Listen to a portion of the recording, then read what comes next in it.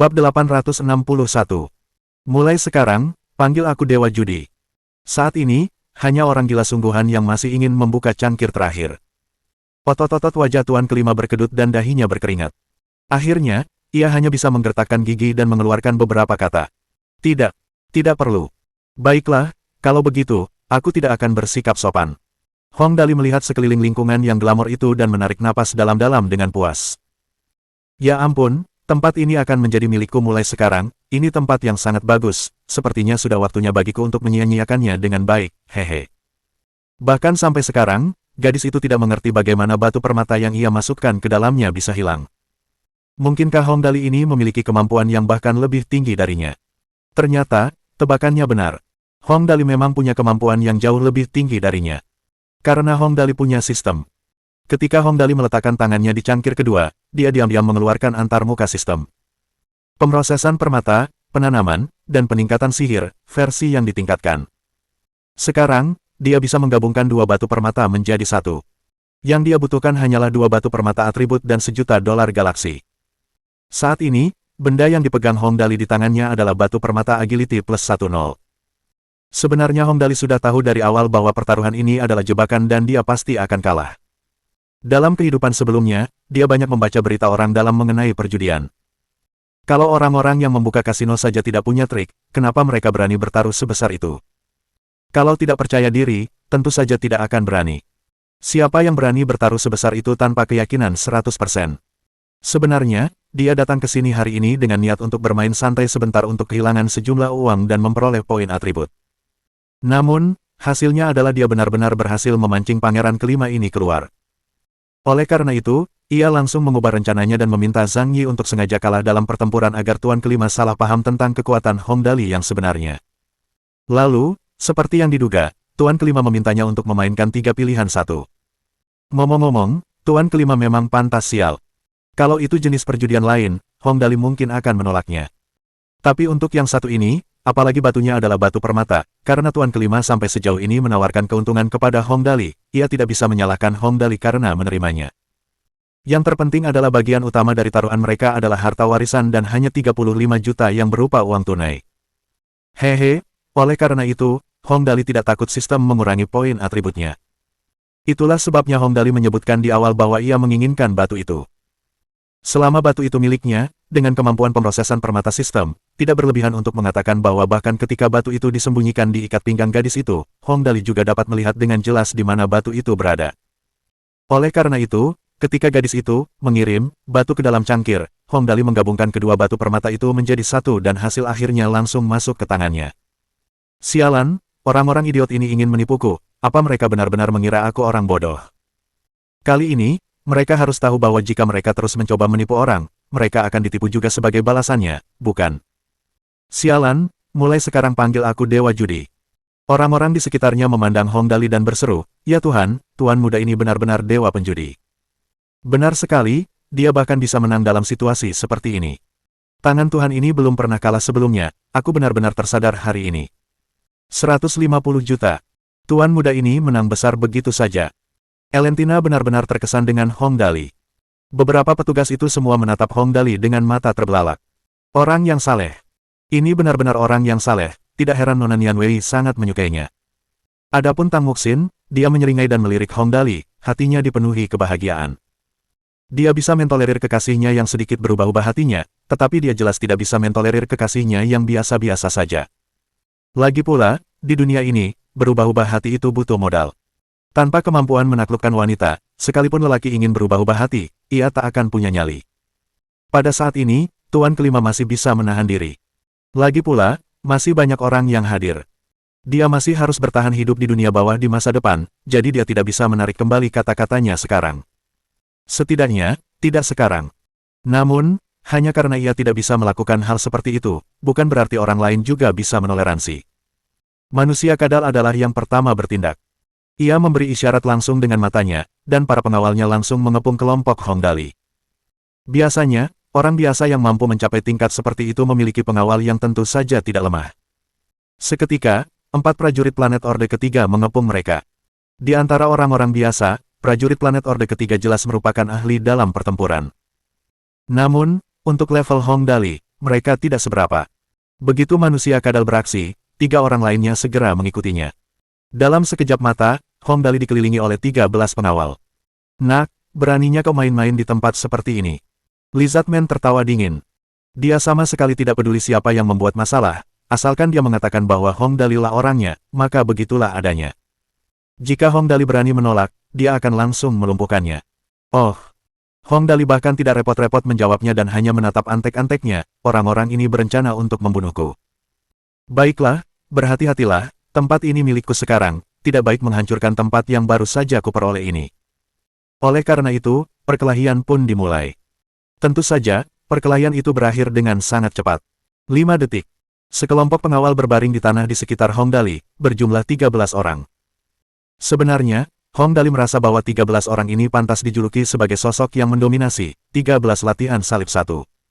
Sebenarnya, sejujurnya, Hong Dali menatap manusia kadal dengan wajah polos dan berkata, berjudi saja tidak seberapa, tapi kau juga harus menerima konsekuensinya. Kenapa harus melakukan hal seperti itu? Lalu, ia mendengus dan berkata kepada antek-anteknya, pukul dia dan seret dia sampai mati. Oke, Liang langsung maju dan bersiap mengikuti instruksi. Namun, pada saat itu, keributan terjadi di arah pintu masuk. Seorang pria berpakaian hitam membawa sekelompok gangster dan bergegas masuk. Orang yang memimpin tampak tidak terlalu besar dari kejauhan, tetapi orang-orang di sampingnya semuanya sangat besar, yang terpendek tingginya setidaknya 2 meter. Mereka semua diselimuti baju zirah hitam yang bahkan bertatahkan batu permata atribut. Hanya dengan sekali pandang saja sudah cukup membuat orang-orang ketakutan. Adegan seperti itu menyebabkan tokoh utama menjadi relatif unik dan sangat menarik perhatian. Salah satu tangannya diletakkan di belakang punggungnya sementara tangan lainnya dengan santai memegang botol kecil. Mereka yang punya niat baik tidak akan datang, mereka yang datang punya niat buruk. Begitu mereka datang, seluruh lantai kasino Meiji menjadi sunyi. Orang itu berjalan ke tengah tempat itu. Saat melihatnya, Tuan kelima tampak sedikit takut padanya dan sedikit menyipitkan matanya. Adapun beberapa orang lain di pihaknya yang ikut serta dalam perjudian tadi, wajah mereka semua berubah sangat buruk. Sasaran pria itu jelas adalah sekelompok orang yang berkumpul di sana. Dari kejauhan, ia tertawa dan berkata, Old Five, ku dengar bisnismu di sini cukup bagus akhir-akhir ini. Bagus sekali, aku sedang bebas hari ini, jadi sekarang saatnya melunasi utang dan dendam kita. Hah, situasi apa ini? Hong Dali dan kelompoknya saling memandang dengan rasa ingin tahu. Mereka benar-benar bisa menyaksikan hal-hal hebat seperti orang-orang dunia bawah yang berebut wilayah di planet super biru perak ini. Ini sungguh tidak mudah. Oleh karena itu, Hong Dali bersiap untuk minggir dan menikmati pertunjukan. Namun, masalahnya, kata-kata Tuan kelima membuatnya tidak bisa pergi. Tuan kelima berkata, hantu tua, waktumu benar-benar sangat akurat, aku baru saja kalah di kasino ini dan kau datang ke sini, haha, ketika seseorang tidak beruntung, dia benar-benar bisa mati lemas bahkan karena minum air. Sial, aku lupa kalau kasino ini milikku sekarang. Apa, kau kehilangan kasino sebesar itu? Pria berpakaian hitam bernama hantu tua ini benar-benar mirip dengan hantu. Wajahnya sangat keriput sehingga hampir mirip dengan pohon. Mata hijaunya yang kecil melihat ke kiri dan ke kanan, lalu akhirnya menatap Hong Dali dan bertanya, dia kehilangan tempat itu padamu. Sepertinya begitu. Hong Dali menyentuh hidungnya dan bertanya, kenapa, kamu punya masalah dengan itu? Baiklah, bukankah ada pepatah yang mengatakan seseorang harus memberikan sesuatu untuk mendapatkan sesuatu? Karena aku memenangkan banyak harta warisan, aku harus menunjukkan sedikit kekuatanku untuk mencegah nyamuk datang ke sini dan membuat masalah setiap saat. Ya, tentu saja. Hantu tua memandang lapangan 13 salib yang tergeletak di lantai dan wajahnya yang sudah buruk rupa menjadi semakin buruk rupa. Ia mengamati sekeliling, lalu perlahan berkata, aku sudah lama ingin menguasai tempat ini, tapi aku tak menyangka kau berhasil. Baiklah, aku akan memberimu kesempatan hari ini. Jual saja dengan harga normal dan aku akan pergi sekarang. Atau, aku akan memasukkanmu ke dalam karung dan melemparkanmu ke laut untuk memberi makan ikan-ikan. Kata-katanya sangat arogan dan benar-benar pantas dibalas. Namun, Tuan kelima mendengar kata-kata di balik kata-katanya. Tuan kelima mampu bertahan sampai sekarang karena ia percaya untuk memberi kesempatan kepada orang lain agar ia tidak menyinggung perasaan orang lain sampai tak bisa kembali.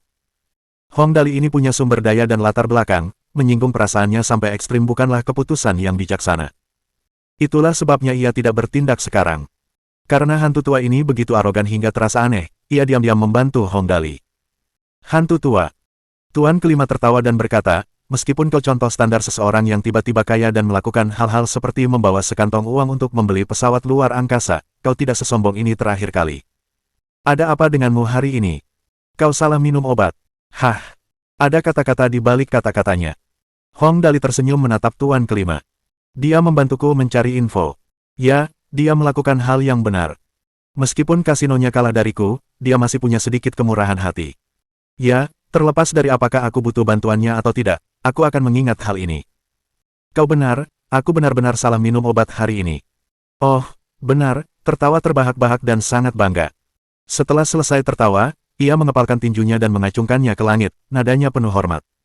Aku tidak takut memberitahumu bahwa aku bekerja untuk bosku sekarang. Tahukah kau siapa bosku? Kau akan ketakutan setengah mati saat kukatakan. Bosku adalah seorang bangsawan kehormatan, bangsawan Tianyi. Puff. Mendengar nama ini, Hong Dali tidak dapat menahannya dan langsung tertawa terbahak-bahak. Bab 862. Konsekuensi dari pembicaraan murahan. Dia terlalu akrab dengan aristokrat Tianyi. Ngomong-ngomong, kenapa orang ini malah mengincar dunia bawah? Tapi kalau dipikir-pikir lagi, sebagian besar aset di dunia bawah memang mampu menghasilkan banyak uang setiap hari. Jika hantu tua ini benar-benar berhasil mendapatkan kasino ini, pasti akan sangat menjanjikan. Hantu tua itu melihat dengan jelas ekspresi Hong Dali dan langsung marah. Dia berteriak, dasar bocah nakal, beraninya kau meremehkan bos Tianyi, apa kau mau mati? Hong Dali dengan getir menahan tawa dan menggelengkan kepalanya dengan panik. Tidak, tidak, aku tidak berani. Ah, seorang bangsawan kehormatan, orang-orang seperti itu memang sangat tinggi. Aku sama sekali tidak berani. Hehe, sepertinya kau mengerti. Si hantu tua sangat bangga pada dirinya sendiri dan mengangkat kepalanya hingga dagunya hampir mengarah ke langit. Si hantu tua benar-benar merasakan manfaat bekerja untuk orang berstatus tinggi sekarang. Ia terus membanggakan diri, bos Tianyi adalah orang kuat yang berhasil menembus level 28 di menara ujian, bukan hanya si tua lima, bahkan kalian semua jika dijumlahkan tidak sebanding dengan satu jari pun dari bosku. Mendengar bos Old Ghost benar-benar melampaui level 28 di Tower of Trials, semua orang tercengang. Seseorang yang mampu melakukan hal itu pastilah seseorang yang sangat kuat. Seluruh lantai kasino ini dipenuhi suara orang-orang yang menarik napas tajam. Itu adalah bangsawan kehormatan.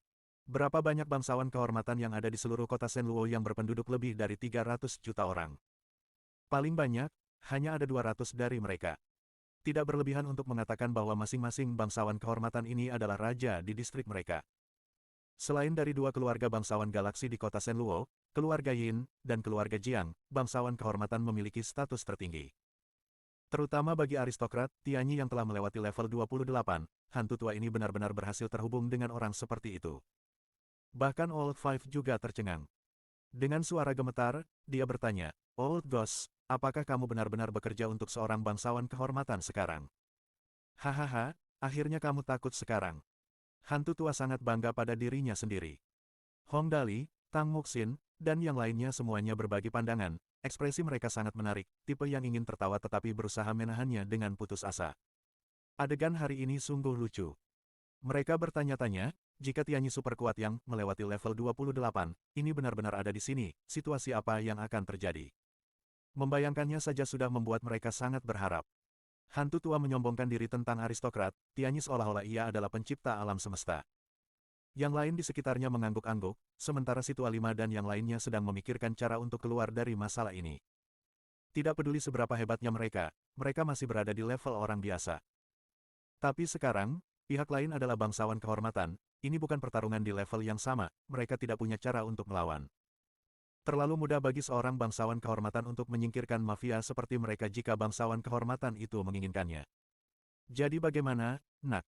Hantu tua menatap Hong Dali, mendengus, dan berkata, kau menjual kasino ini atau tidak? Kesabaranku terbatas, sebaiknya kau jangan salah pilih. Dia memaksa Hong Dali untuk memutuskan sekarang. Kerumunan orang menunggu untuk melihat bagaimana Hong Dali akan menjawab. Untuk sesaat, meskipun sekarang ada sekitar 500 orang di aula itu, tempat itu sangat sunyi, tidak seorang pun berani bersuara. Saya tidak akan menjualnya. Hong Dali menggelengkan kepalanya dengan tegas. Saya pikir kasino ini lumayan, kenapa saya harus menjualnya? Apa-apaan? Anak muda ini benar-benar menolak. Beraninya dia menolak lamaran seorang bangsawan kehormatan. Sebenarnya, ngomong-ngomong, meskipun kekuatan dan pengaruh seorang bangsawan kehormatan sangat besar, mereka biasanya tidak akan memaksa orang untuk menjual atau membeli barang dari mereka. Lagi pula, keluarga Jiang adalah seniman bela diri dan keluarga Yin adalah pengusaha. Apapun pilihannya, keduanya menganut prinsip mendapatkan barang dengan cara yang benar. Penekanan seniman bela diri adalah pada pelatihan keterampilan mereka, sementara pengusaha menekankan pada membangun kredibilitas mereka. Jika bangsawan kehormatan dengan paksa mendapatkan apapun yang mereka inginkan, tatanan sosial akan hancur total. Tidak ada yang mampu menahan konsekuensi seperti itu. Namun, masalahnya adalah bahwa kasino Meiji ini adalah aset dari tuan kelima mafia. Aset milik dunia bawah dan milik orang biasa berbeda. Sifat dunia bawah adalah melakukan hal-hal yang melanggar hukum, tetapi para aristokrat galaksi mirip dengan pemerintahan di Bima Sakti. Sejak zaman dahulu, mereka selalu berseberangan. Sederhananya, dunia bawah seharusnya senang mereka belum musnah. Terlebih lagi, pihak lain bahkan menawarkan untuk membeli tempat itu dengan harga normal sekarang, orang biasa mana dari dunia bawah yang berani menolaknya. Namun pemuda ini malah menolaknya. Tuan muda. Tuan kelima tahu bahwa hubungannya dengan hantu tua sangat buruk, mereka telah bertarung selama bertahun-tahun. Pada akhirnya, hanya satu dari mereka yang akan mampu bertahan hidup di dunia bawah. Sekarang hantu tua memiliki bangsawan kehormatan sebagai pendukungnya, jika ia ingin terus hidup dengan baik, ia tentu harus mencari dukungan juga. Ia tidak punya siapapun untuk diandalkan sekarang, hanya pemuda dengan latar belakang misterius ini yang mungkin bisa membantunya. Oleh karena itu, ia dengan tegas menyampaikan niat baiknya kepada Hong Dali dan dengan lembut berkata, bangsawan kehormatan sangat kuat pengaruhnya, kau tidak perlu mencari masalah dengan mereka. Ini hanya kasino, kau sebaiknya menjualnya saja kepadanya karena ia membelinya dengan harga normal.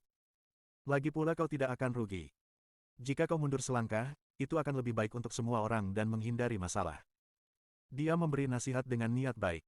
Apa yang dia katakan pun sangat logis. Lagi pula, meskipun kasino ini cukup bagus, tidak ada gunanya menyinggung seorang bangsawan kehormatan, bukan? Jika orang lain, orang itu mungkin sudah setuju.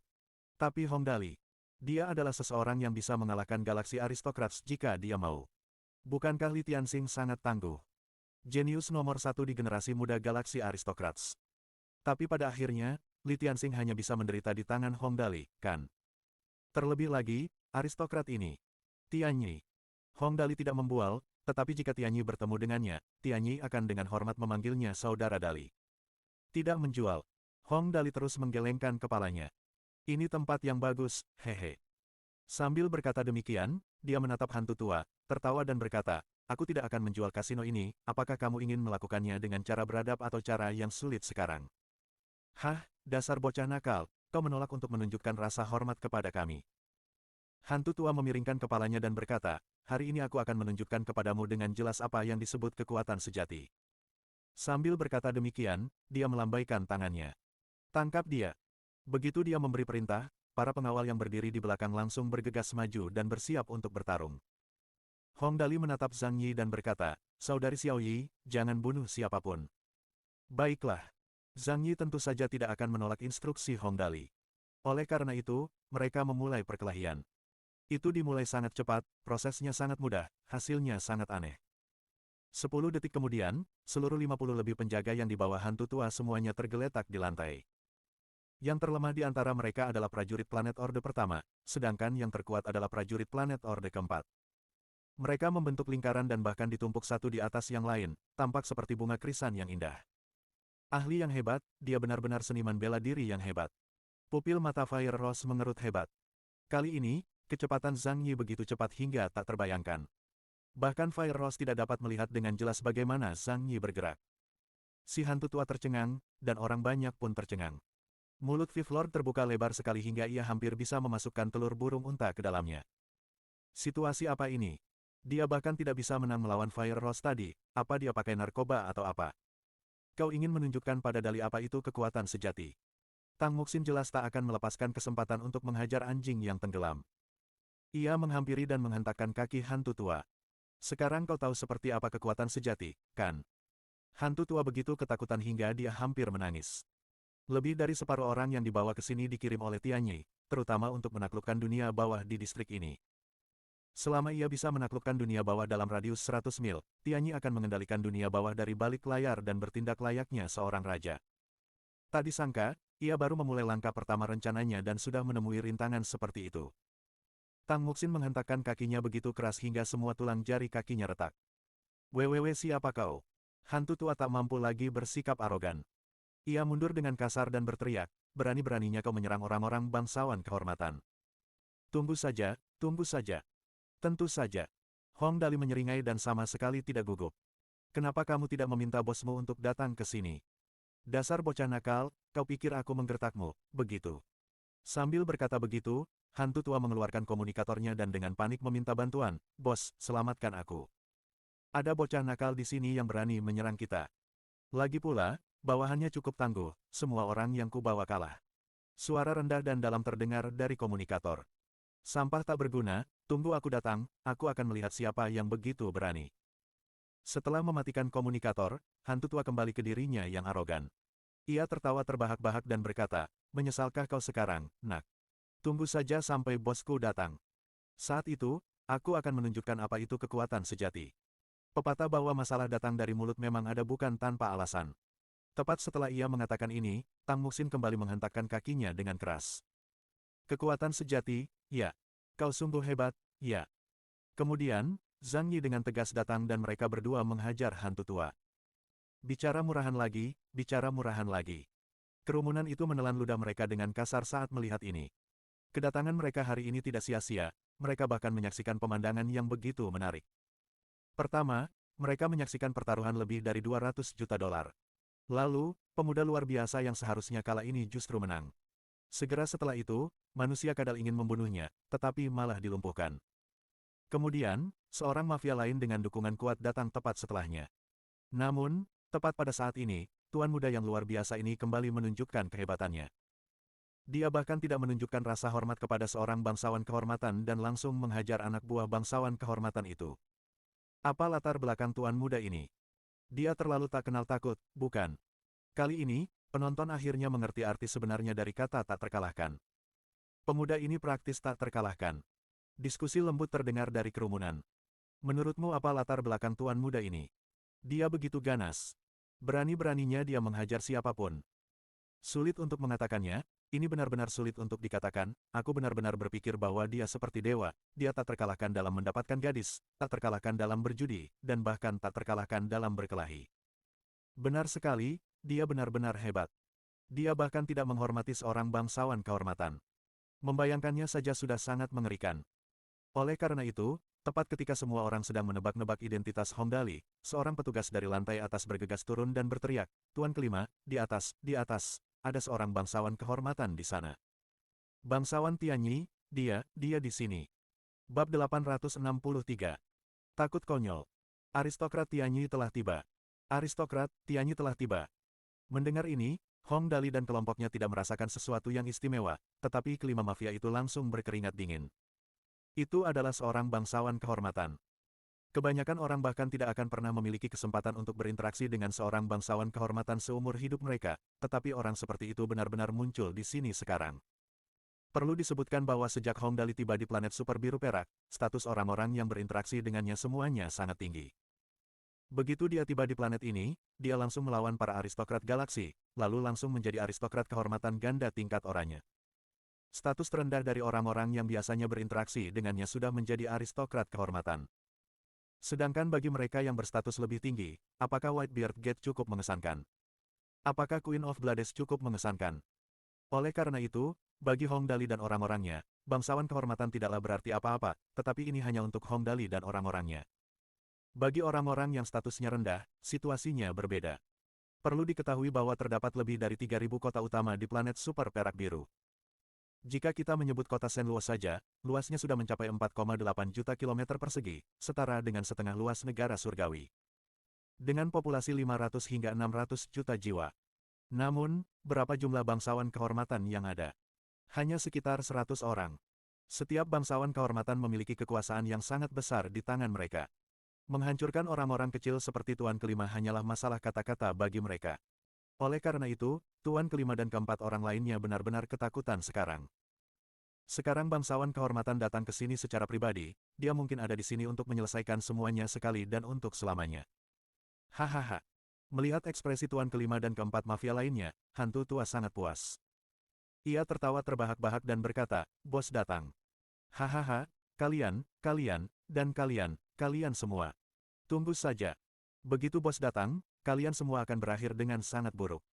Sambil berkata begitu, ia menunjuk Tang Muxin dan Zhang Yi, menjilat bibirnya dengan sinis, dan berkata, "Bos datang, kalian berdua jangan pernah berpikir untuk lari.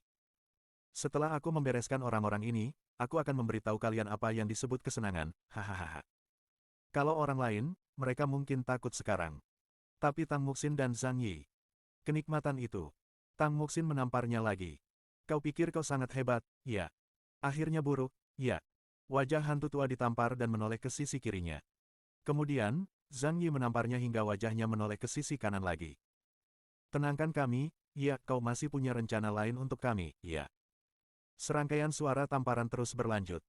Hantu tua merasa sangat tertekan. Ia merasa seperti akan gila. Ia benar-benar kehilangan mukanya hari ini. Kudengar ada orang di sini yang berani melawan perintahku. Tepat ketika Tang Muxin dan Zhang Yi asyik menamparkan hantu tua, terdengar tawa arogan dan seseorang berkata, "Siapa ini? Berani sekali. Kenapa tidak maju dan biarkan aku melihatnya?" Semua orang menoleh dan melihat seorang pemuda berusia sekitar 24 atau 25 tahun. Ia mengenakan jubah oranye, dan rambutnya berwarna keemasan, mirip Lucifer. Hanya saja rambutnya sedikit lebih pendek dari Lucifer. Begitu pemuda ini memasuki tempat kejadian, auranya langsung menekan semua orang yang hadir.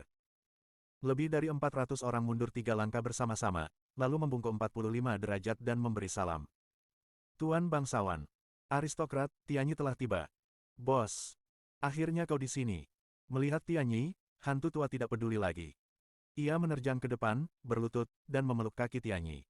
Lalu, ia berteriak keras, "Bos, kau harus membantuku. Bajingan kecil itu, anak buahnya mengalahkan anak buahku. Aku bukan tandingannya. Lagi pula, dia bahkan tidak menunjukkan rasa hormat padamu. Bajingan mana yang begitu buta?" Tianyi bersiap untuk membunuh bajingan yang tidak menunjukkan rasa hormat padanya. Kemudian, setelah dia melihat wajah Hong Dali yang menyeringai. "Astaga, kakak Dali, akhirnya kau kembali." Melihat Dali, Tianyi tak peduli lagi dan langsung berlari menghampiri Hong Dali, lalu berlutut dan memeluk kaki Hong Dali. Ia berkata dengan lantang, "Kakak Dali, akhirnya kau kembali. Aku sangat merindukanmu. Apa kau terluka kali ini?" "Ya ampun, sungguh sulit bertemu denganmu, Hicks." Semua orang ternganga dan seluruh tempat dipenuhi suara tarikan napas dingin. Hantu tua langsung pipis, "Apa-apaan ini? Situasi apa ini?" Awalnya, mereka mengira Tianyi sudah sangat mengesankan. Seorang bangsawan kehormatan. Seseorang yang melewati level 28 di menara ujian. Orang seperti itu selalu menjadi pusat perhatian kemanapun dia pergi, kan?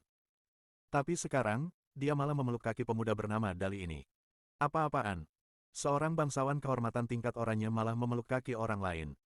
Bukan salah mereka jika tidak mengerti, hanya saja dunia berubah terlalu cepat. Mata tuan kelima hampir melotot. Situasi apa ini? Siapakah tuan muda ini? Latar belakang macam apa yang dimiliki Hong Dali ini hingga membuat seorang bangsawan kehormatan memeluk kakinya? Yup, Hong Dali sebenarnya tidak terlalu kuat, dia hanya menjadi Star Knight dan mengendalikan 3 triliun zerg, itu saja. Hehe. Hong Dali menatap Tianyi, menyeringai, dan mengangkat alisnya. "Sepertinya kau bersenang-senang sekarang. Kau bahkan mulai menerima bawahan. Aku baru dengar kau lulus level 28 di menara ujian. Aku benar-benar harus memberi selamat padamu untuk itu, hehe." Begitu Hong Dali mengatakan ini, Tianyi langsung terkejut. Ia menunjuk ke sekeliling dengan marah dan bertanya dengan keras, "Siapa ini? Siapa yang berani mencoreng namaku di luar? Siapa yang berani mengatakan ini di depan kakakku? Kau mau mati, ya?" Mendengar Tianyi mencari pelakunya, semua orang mundur selangkah, membuat hantu tua terlihat mencolok. Lalu, mereka semua menunjuk hantu tua dan berkata, "Dia." Hantu tua kencing. Kali ini dia benar-benar takut sampai ingin buang air kecil. "Apa-apaan ini? Pendukungku adalah seorang bangsawan kehormatan. Tapi sekarang, bahkan seorang bangsawan kehormatan pun harus menjilat tuan muda ini benar-benar. Bajingan, apa kau buta?" Tianyi berjalan mendekat, menarik baju hantu tua dan mengangkatnya, lalu berkata dengan marah, "Kau benar-benar berani menyombongkan diri di depan saudara Daliku, tahukah kau siapa dia?" Di sampingnya, Tang Muxin menyeringai dan memberi isyarat, "Astaga, orang ini sepertinya menyebutkan sesuatu tentang menunjukkan kepada kita apa itu kekuatan sejati. Ya, dia juga bilang setelah kau datang, dia akan membunuh Dali dan membuat kita juga menikmatinya." Pu. Hong Dali tak kuasa menahan tawanya. Xin Xin benar-benar terlalu jahat, dia semakin memperburuk keadaan hantu tua. "Aku suka itu. Apa-apaan ini? Aku memintamu melakukan pekerjaan untukku, tapi kau malah datang dan memancing kebencian padaku." Tianyi sangat marah sampai asap hampir keluar dari kepalanya. Kau berani bilang akan menunjukkan kekuatan sejatimu di depan saudaraku Dali. Semakin ia memikirkan hal ini, semakin marah ia. Karena itu, sambil mencengkeram kerah hantu tua dengan satu tangan, ia menamparnya dengan tangan lainnya. Kekuatan sejati, ya. Ah, Pak. Kau ingin membunuh saudaraku Dali. Ah, Pak. Kamu juga mau bikin Sin seneng. Ah. Serangkaian suara tamparan terus berlanjut. Sebenarnya, Tianyi dan Hong Dali keduanya adalah bangsawan kehormatan, dia tidak perlu menjilat Hong Dali. Akan tetapi, seperti disebutkan sebelumnya, meskipun Tianyi ini sedikit sombong dan suka mendominasi, ia memiliki satu hal yang baik, yakni pandangannya yang jauh ke depan. Biasanya, orang seperti ini akan berumur panjang. Begitu pula dengan Tianyi. Sejak pelelangan dan interaksinya dengan Hong Dali, ia merasa Hong Dali ini bukan orang biasa. Kemudian, melalui berbagai cara, ia akhirnya mengetahui sesuatu yang sangat menakutkan. Peralatan yang dilelang itu dibuang oleh Hong Dali seperti sampah.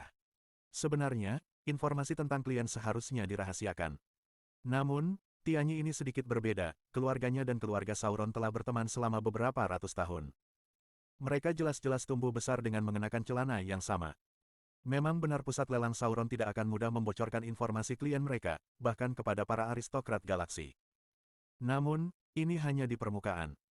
Masih ada cara untuk mendapatkan informasi secara rahasia, ahli penilai Brahman berasal dari keluarga Tianyi. Oleh karena itu, Tianyi berhasil memperoleh beberapa informasi berharga. Dia tidak hanya mengetahui bahwa semua baju zirah itu disediakan oleh Hong Dali, tetapi dia juga mengetahui sesuatu yang lebih penting melalui penjagaan Yin Tianzong melalui mulut manisnya.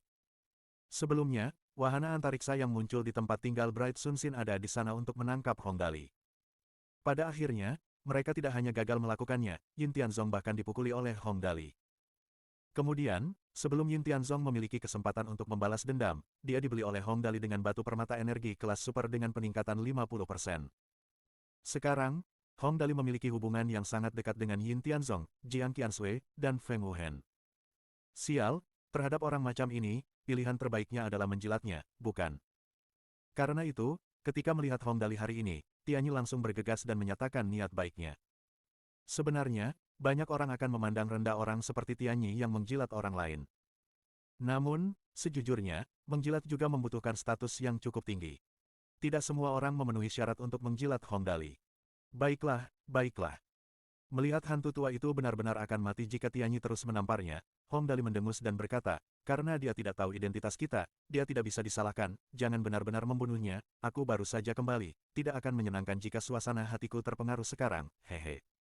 Baiklah. Tianyi melepaskan hantu tua dan berkata dengan kejam, kau sudah mendengarnya, kakakku Dali murah hati dan memaafkanmu, bukankah seharusnya kau pergi dan berterima kasih padanya sekarang? Terima kasih. Hantu tua itu lumpuh di tanah seperti lumpur, tetapi kata-katanya membuat Hong Dali cukup senang. Terima kasih, tuanku. Oke, oke. Ketika saatnya untuk berpura-pura, ia akan berpura-pura. Dengan ekspresi santai, Hong Dali melambaikan tangannya pelan dan berkata dengan nada datar, kau boleh pergi sekarang, jangan mengganggu mata kami dengan pandanganmu. Menjelang akhir, Hong Dali menambahkan, oh iya, mulai sekarang, wilayahmu juga milikku. Apa-apaan ini, kamu tidak bermain sesuai aturan. Bagaimana bisa kamu mengklaim barang-barangku untuk dirimu sendiri? Bab 864. Apakah ada orang yang menghambur-hamburkan uang seperti itu? Setelah hantu tua tenang, saatnya menghitung hadiah mereka. Saudara Dali, duduklah. Kekaguman Tianyi terhadap Hong Dali kini benar-benar tak terbendung. Terhadap seseorang yang berani menghajar seorang bangsawan galaksi, betapapun sombongnya Tianyi, ia tak akan berani menyinggung perasaannya. Tianyi membawa sebuah sofa berkualitas tinggi berhias emas dan perak, meletakkannya di belakang Hong Dali, lalu berdiri di sampingnya. Hong Dali tidak sopan dan langsung duduk. Oleh karena itu, pemandangan saat itu sungguh mengejutkan. Aula seluas 6.400 meter persegi ini, dan hanya Hong Dali yang duduk di sofa, persis seperti para kaisar zaman dahulu. Dan di lantai di depannya, ada sekitar 60 orang lebih yang tergeletak di sana, termasuk 13 orang latihan silam milik Lizardman, dan 50 orang lebih milik Old Ghost. Kemudian, di sisi kiri Hong Dali, Tuan kelima dan 3 orang lainnya berdiri di sana, berkeringat deras. Manusia kadal sudah dipukuli dan diseret hingga tewas. Di sisi kanannya, Elentina dan 5 pelayan wanitanya. Di belakang Hong Dali ada Tang Muxin, Lin Yanwei, Zhang Yi, 9 Antek, dan Lucifer. Jauh di depan Hong Dali ada 500 lebih orang yang datang untuk menikmati pertunjukan. Seandainya Hong Dali sedang menghisap cerutu sekarang, adegan ini bisa difilmkan menjadi film dunia bawah yang sangat klasik, dan judul filmnya pasti The Godfather.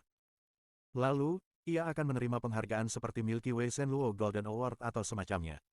Xiaoyi. Hong Dali menjentikkan jarinya dan antek utamanya, Ling Xiaoyi, langsung menghampiri.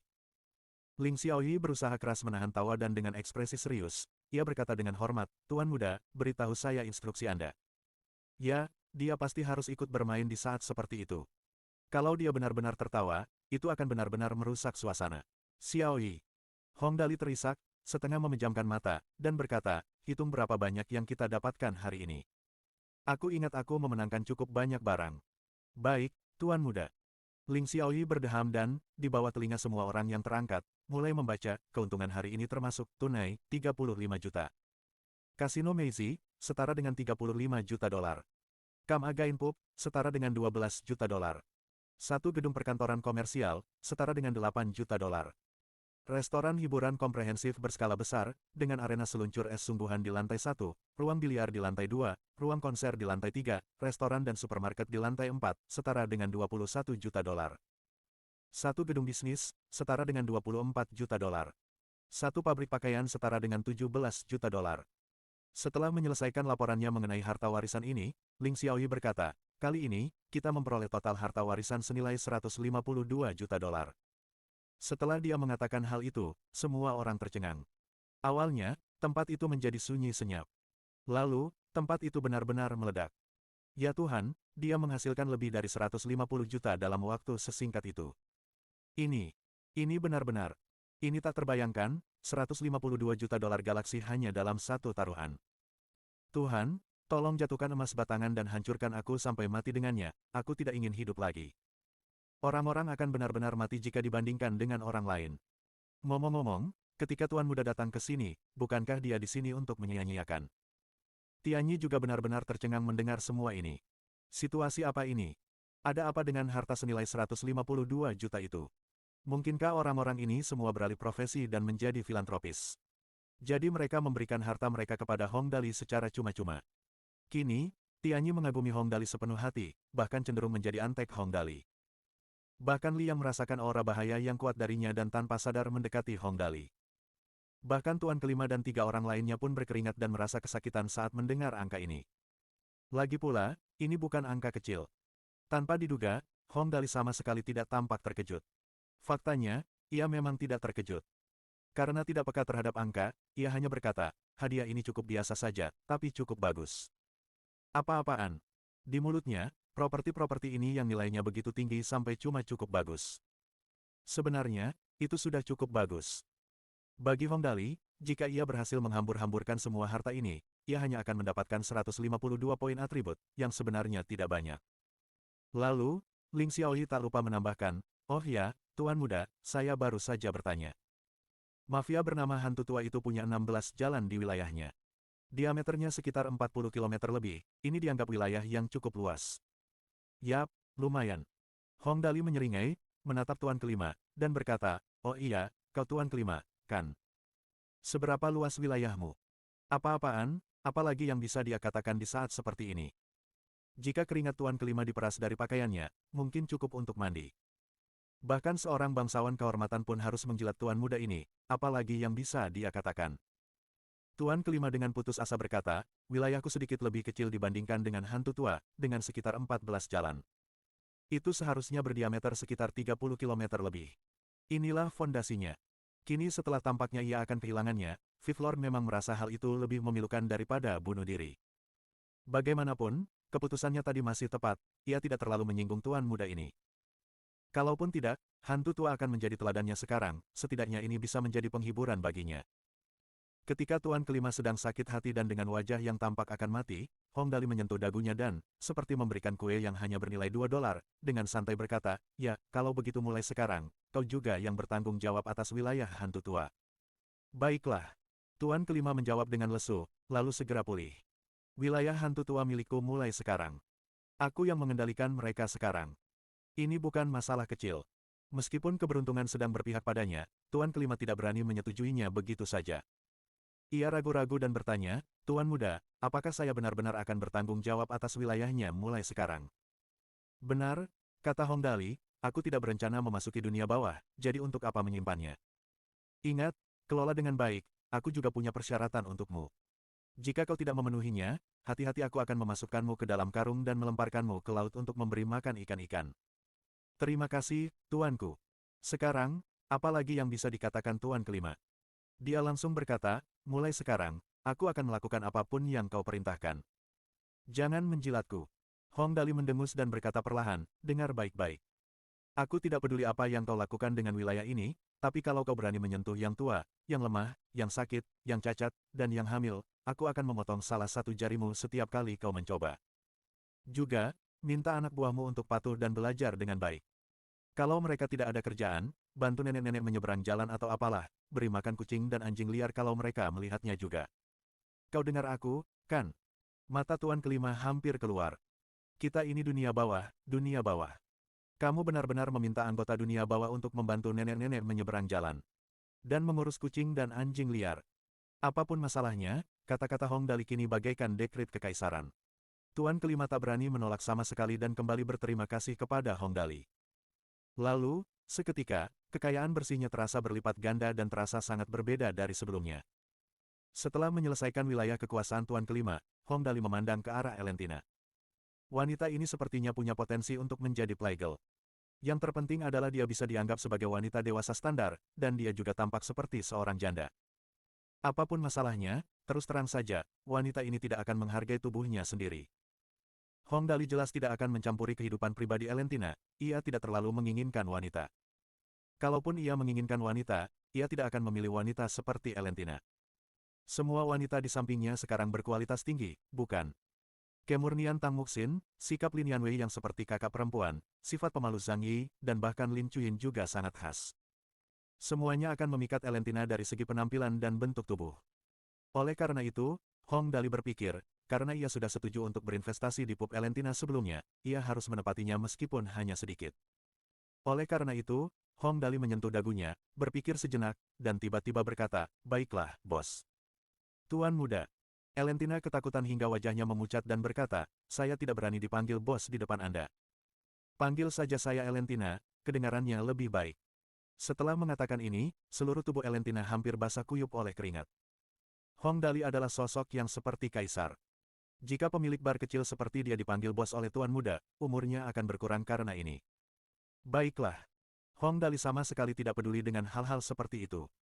Kita sudah sepakat sebelumnya bahwa aku akan berinvestasi di pubmu. Tapi aku tidak punya ide bagus, terutama karena aku tidak punya waktu untuk memikirkannya. Bagaimana kalau kau lihat-lihat properti yang disebutkan Xiaoyi tadi dan lihat apakah ada yang berguna untukmu? Katakan saja, tidak perlu sopan. Ah, perumahan. Elentina sangat gelisah. Ia berkata dengan hati-hati, dari yang tadi disebutkan, hanya pub Kamagain dan gedung perkantoran di sebelah pub saya. Berbicara sampai di sini, ia merasa terlalu banyak bertanya dan buru-buru menggelengkan kepala. Tidak, tidak, aku hanya menyebutkan ini dengan santai, hanya dengan santai. Gedung kantor di sebelah pubmu. Bagus. Mendengar ini, mata Hong Dali langsung berbinar dan ia menepuk kakinya dengan keras. Lalu, ia menatap tuan kelima dan bertanya, kediaman siapa ini? Kepala tuan kelima dipenuhi keringat saat dia berkata, Tuan muda, kedua tanah ini, mereka, keduanya milik kadal tua yang kau pukul dan seret sampai mati. Miliknya. Hong Dali tertawa dan berkata, sederhana saja. Kemudian, kata-katanya selanjutnya membuat semua orang yang hadir tercengang. Hancurkan mereka sampai rata dengan tanah. Hong Dali mendengus dan berkata, hancurkan semuanya. Hancurkan kedua bangunan ini, lalu hancurkan pub Elentina juga. Setelah itu, bangun pub yang lebih besar. Beri nama saja pub Dali. Mendengar ini, semua orang menatap dengan mata terbelalak. Kedua pub dan gedung perkantoran itu semuanya adalah kawasan kumuh yang sangat menguntungkan. Dan sekarang, dia ingin menghancurkannya. Lalu membangunnya kembali menjadi satu pub. Apa-apaan, adakah orang yang menyia-nyiakannya seperti itu? Bab 865. Dali membeli pesawat luar angkasa. Itu adalah pertanyaan yang sangat serius, apakah tuan muda yang bagaikan seorang kaisar ini adalah dewa penjudi atau seorang yang hilang. Kedua properti yang disebutkan Ling Xiaoyi itu tergolong sangat menguntungkan, meraup keuntungan bersih beberapa ratus ribu per bulan bukanlah masalah. Namun, Hong Dali ingin menghancurkan semua properti itu, termasuk pub Elentina. Total kerugiannya adalah keuntungan bulanan ditambah biaya konstruksi, yang jika ditotal mencapai setidaknya 40 juta. Angka ini bahkan bisa mencapai 50 juta. Ya Tuhan, mungkinkah tuan muda ini memenangkan terlalu banyak uang dan menjadi gila? Bicara pelan-pelan, apa kau tidak takut dia akan memberimu makan ikan kalau dia mendengarmu? Tapi, aku belum pernah melihat orang menghambur-hamburkan uang seperti dia sebelumnya. Ini benar-benar punya terlalu banyak uang dan tidak tahu harus dibelanjakan di mana. Benar. Kita tidak akan mengerti dunia orang-orang saleh. Sementara kerumunan berdiskusi dengan tenang, Elentina juga sangat terkejut. Bahkan, ia membayangkan tuan muda ini akan berinvestasi di pubnya, dan ia juga mampu melakukannya. Bahkan jika ia meminta setengah dari pub sebagai imbalannya, itu juga tidak masalah. Tapi sekarang, ia langsung meminta 3 bangunan dihancurkan. Orang biasa pasti akan sulit menerima metode investasi seperti ini. Tuan muda, Elentina bertanya dengan hati-hati, tidak perlu menghabiskan begitu banyak uang untuk ini, kan? Yup, kata yang seharusnya digunakan adalah pemborosan, tetapi dia tidak berani mengatakannya secara langsung, jadi dia mengungkapkannya dengan cara yang lebih baik. Tidak apa-apa. Aku kan kaya. Hancurkan saja mereka. Segera hancurkan gedung-gedungnya setelah ini. Hong Dali tidak terlalu peduli. Meskipun baru saja memenangkan 150 juta, 35 juta di antaranya adalah uang tunai, yang menyebabkannya kehilangan 35 poin atribut. Sekarang, ia hanya punya sedikit lebih dari 80 poin kesehatan tersisa. Jika ia tidak cepat-cepat menghambur-hamburkannya, ia akan berada dalam masalah besar. Tak seorang pun berbicara lagi. Mereka tidak punya pilihan. Lagi pula, Hong Dali sudah bilang dia kaya, jadi dia bisa melakukan apapun yang dia mau dengan uangnya. Dia bisa menghancurkan apapun yang dia mau. Elentina tidak berani lagi bernegosiasi dengan Hong Dali, jadi dia hanya menuruti apapun yang dikatakannya. Setelah menyelesaikan masalah Elentina, Hong Dali tidak punya ide bagus untuk sisa harta warisannya. Karena itu, ia mengesampingkannya dan berniat menunggu sampai ia mengingatnya lagi. Lagi pula, tidak ada salahnya memiliki lebih banyak harta warisan. Cepat atau lambat, ada kemungkinan ia akan menghabiskannya. Karena tidak ada hal penting yang harus dilakukan di sini, Hong Dali menatap tuan kelima, terisak, dan berkata, mulai sekarang, kaulah yang bertanggung jawab di sini. Oh ya, kedua asisten perempuanmu lumayan. Rawat mereka dengan baik, mereka mungkin akan berguna lain kali. Tuan kelima berkata dengan penuh rasa terima kasih atas bimbinganmu, tuan muda. Fire Rose dan Guts Hand kini menatap Hong Dali dengan pandangan yang sangat berbeda. Ada pepatah yang menggambarkan hal ini dengan tepat. Pria menaklukkan wanita dengan menaklukkan dunia, wanita menaklukkan dunia dengan menaklukkan pria. Mereka tidak berani membayangkan menaklukkan Hong Dali, tetapi mereka bisa memujanya. Tuan muda. Fire Rose dengan berani berjalan mendekat, menatap Zhang Yi, dan bertanya dengan lembut, dia. Prajurit tingkat planet yang mana dia? Ah, maksudmu Suster Xiao Yi. Hong Dali menyeringai dan menggosok hidungnya. Tingkat planet. Dia sudah lama bukan petarung tingkat planet. Seluruh tempat menjadi sunyi. Gadis cantik berbaju hitam ini sudah lama bukan pejuang tingkat planet. Mungkinkah levelnya bahkan lebih tinggi dari itu? Tentu saja, Hong Dali terlalu malas untuk menjelaskan hal ini. Dia menepuk Fire Rose dengan ekspresi yang sangat ramah. Kemudian, dia melihat ke arah Guts Hand yang berdiri di samping dan memberi mereka pujian yang sangat tinggi. Kalian berdua sangat mengesankan, teruslah maju. Kemudian, di bawah tatapan semua orang yang hadir, Hong Dali menginjak tubuh-tubuh orang yang tergeletak di lantai dan melangkah maju. Ia menggunakan aksinya untuk menyampaikan sebuah kebenaran abadi kepada semua orang. Kesuksesan seseorang dibangun di atas tubuh puluhan ribu orang, kehebatan seseorang dibangun di atas puluhan ribu orang yang terbaring di lantai. Tentu saja, paruh kedua kalimat itu diciptakan oleh Hong Dali sendiri. Tuan muda, kemana kita akan pergi selanjutnya?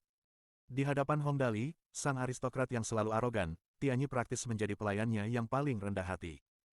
Ia mengikuti Hong Dali dari belakang dan melayani di sampingnya, membuat Li yang sangat kesal karena telah merebut pekerjaannya. Tianyi bertanya dengan hati-hati, kelas pesawat ruang angkasa saya di atas rata-rata, sebuah speaker senilai 2,4 juta dolar. Pesawat ini pasti cukup layak untuk Anda duduki. Oh, itu biasa saja. Hong Dali memiringkan kepalanya dan berpikir sejenak. Lalu, ia menatap orang-orang di sampingnya dan tiba-tiba matanya berbinar. Kata-katamu mengingatkanku, aku baru ingat kalau kita belum membeli barang bermerek di sini sejak datang ke sini. Nah, kalau kita tidak menghabiskan uang, itu cuma angka-angka. Ayo, kita beli pesawat ruang angkasa untuk kita semua dulu. Setelah beli pesawat ruang angkasanya, kita lihat mereka menghancurkan gedungnya. Tianyi langsung berlutut.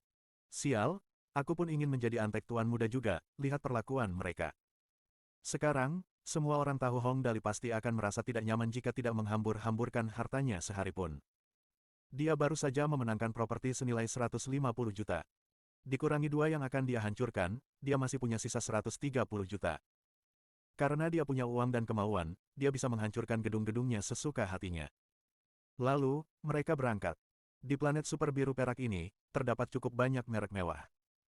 Namun, secara keseluruhan, harganya tidak terlalu tinggi, tentu saja, ini hanya perbandingan.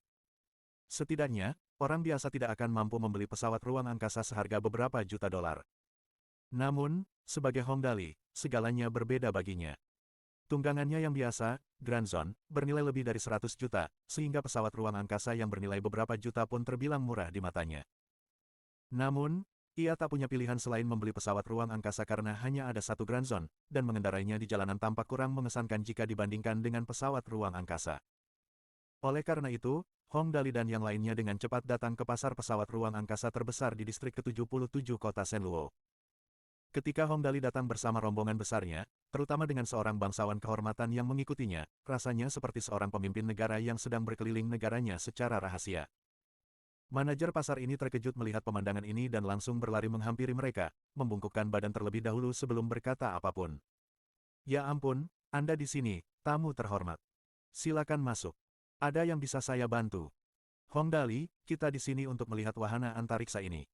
Hadiahi dia 10.000 dulu. Oleh karena itu, seorang antek segera mulai menghitung uang. Siapa yang pernah melihat orang kaya seperti ini yang langsung memberi tip 10.000 dolar? Bagaimanapun, manajer ini benar-benar belum pernah mengalami hal seperti itu sebelumnya. Karena itu, ia sangat terkejut dan langsung berkata, "Aduh, saya sungguh tidak berani menerima tip sebesar itu." Lalu, Hong Dali dengan galak berkata, "Karena aku suruh kau ambil saja. Kalau kau berani menolak, aku akan jadikan kau umpan ikan." Oleh karena itu, setelah membandingkan kedua hasil tersebut, sang manajer dengan tegas memutuskan untuk menerimanya. Pada saat seperti itu, hanya orang bodoh yang akan menolaknya. "Tuan, tidak, bos, ini juga tidak benar. Tuan, pesawat ruang angkasa jenis apa yang ingin Anda pilih?" Bagi manajer yang hanya warga sipil biasa ini, 10.000 bukanlah jumlah yang sedikit. Karena itu, pelayanannya sangat penuh perhatian dan bijaksana. "Kami memiliki pesawat ruang angkasa dari semua kelas di sini. Model pesawat remaja senilai ribuan, model pesawat ekonomis senilai puluhan ribu, model pesawat kelas atas senilai ratusan ribu, kami punya semuanya. Kami bahkan memiliki cukup banyak model pesawat yang harganya jutaan. Di bumi, orang membeli mobil, jadi ada berbagai model mobil. Di sini, orang membeli pesawat ruang angkasa, jadi itu hanya bisa digambarkan sebagai model pesawat." "Baiklah, tidak usah terburu-buru, biar aku lihat dulu." Hong Dali mengangguk dan melangkah masuk. Di ruang pamer paling luar, model kapal yang dipajang di sini pada dasarnya adalah model remaja yang dirancang untuk digunakan siswa saat pergi dan pulang sekolah. Sedikit lebih jauh di dalam adalah model kelas ekonomi, tetapi semua ini jelas tidak termasuk dalam jangkauan pertimbangan Hong Dali. Sebagai seseorang yang bercita-cita menjadi anak ajaib nomor satu di alam semesta, dia tidak akan memenuhi syarat menjadi orang seperti itu jika pesawat antariksa yang dibelinya tidak berharga lebih dari 5 juta dolar. Oleh karena itu, Hong Dali hanya melihat-lihat sekilas area luar dan langsung berjalan masuk ke dalam. Saat itu, sang manajer akhirnya menyadari bahwa tuan muda misterius ini pasti datang untuk membeli merek-merek mewah. Masuk akal. Bagaimana mungkin seseorang yang memberinya tip 10.000 datang ke sini hanya untuk membeli model-model biasa yang harganya hanya ribuan? Karena itu, ia dengan hati-hati bertanya, "Berapa kisaran harga pesawat luar angkasa yang Anda cari? Beritahu saya angkanya agar saya bisa membantu merekomendasikannya kepada Anda." "Di atas 5 juta. Sambil berjalan, Hong Dali berkata, "Yang penting mereka harus cantik, keren, dan terkenal. Kalau mereka menarik perhatianku, meskipun aku tidak perlu memakainya, aku bisa langsung membelinya dan menjadikannya model." Lihatlah betapa mengesankan kata-katanya. Manajer itu langsung berlutut dan berkata, "Tuan, silakan lewat sini." Dengan sangat cepat, mereka tiba di ruang pamer yang relatif lebih kecil. Relatif lebih kecil karena meskipun ruang pamer ini jauh lebih kecil daripada ruang pamer di luar, ruang pamer ini juga menempati ruang yang cukup luas, setidaknya sekitar 50.000 meter persegi. Hong Dali terpesona oleh berbagai jenis pesawat ruang angkasa yang dapat ditemukan di sana. Manajer membawa Hong Dali ke sebuah pesawat ruang angkasa yang seluruhnya berwarna putih dan memperkenalkannya dengan hormat. "Pak, lihat model pesawat ini. Ini dibuat oleh perusahaan pembuat pesawat ruang angkasa ternama, Farallon.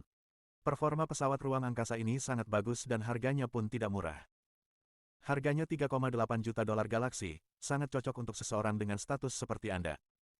Ngomong-ngomong, pesawat ruang angkasa seharga 3,8 juta memang dianggap barang mewah, sebuah pesawat luar angkasa tingkat planet orde pertama pun harganya hampir sama. Namun, ukuran sebuah pesawat ruang angkasa dan pesawat ruang angkasa ini benar-benar tak tertandingi. Terlalu murah. Hong Dali menggelengkan kepalanya dengan tegas. Aku ingin sesuatu yang lebih mahal.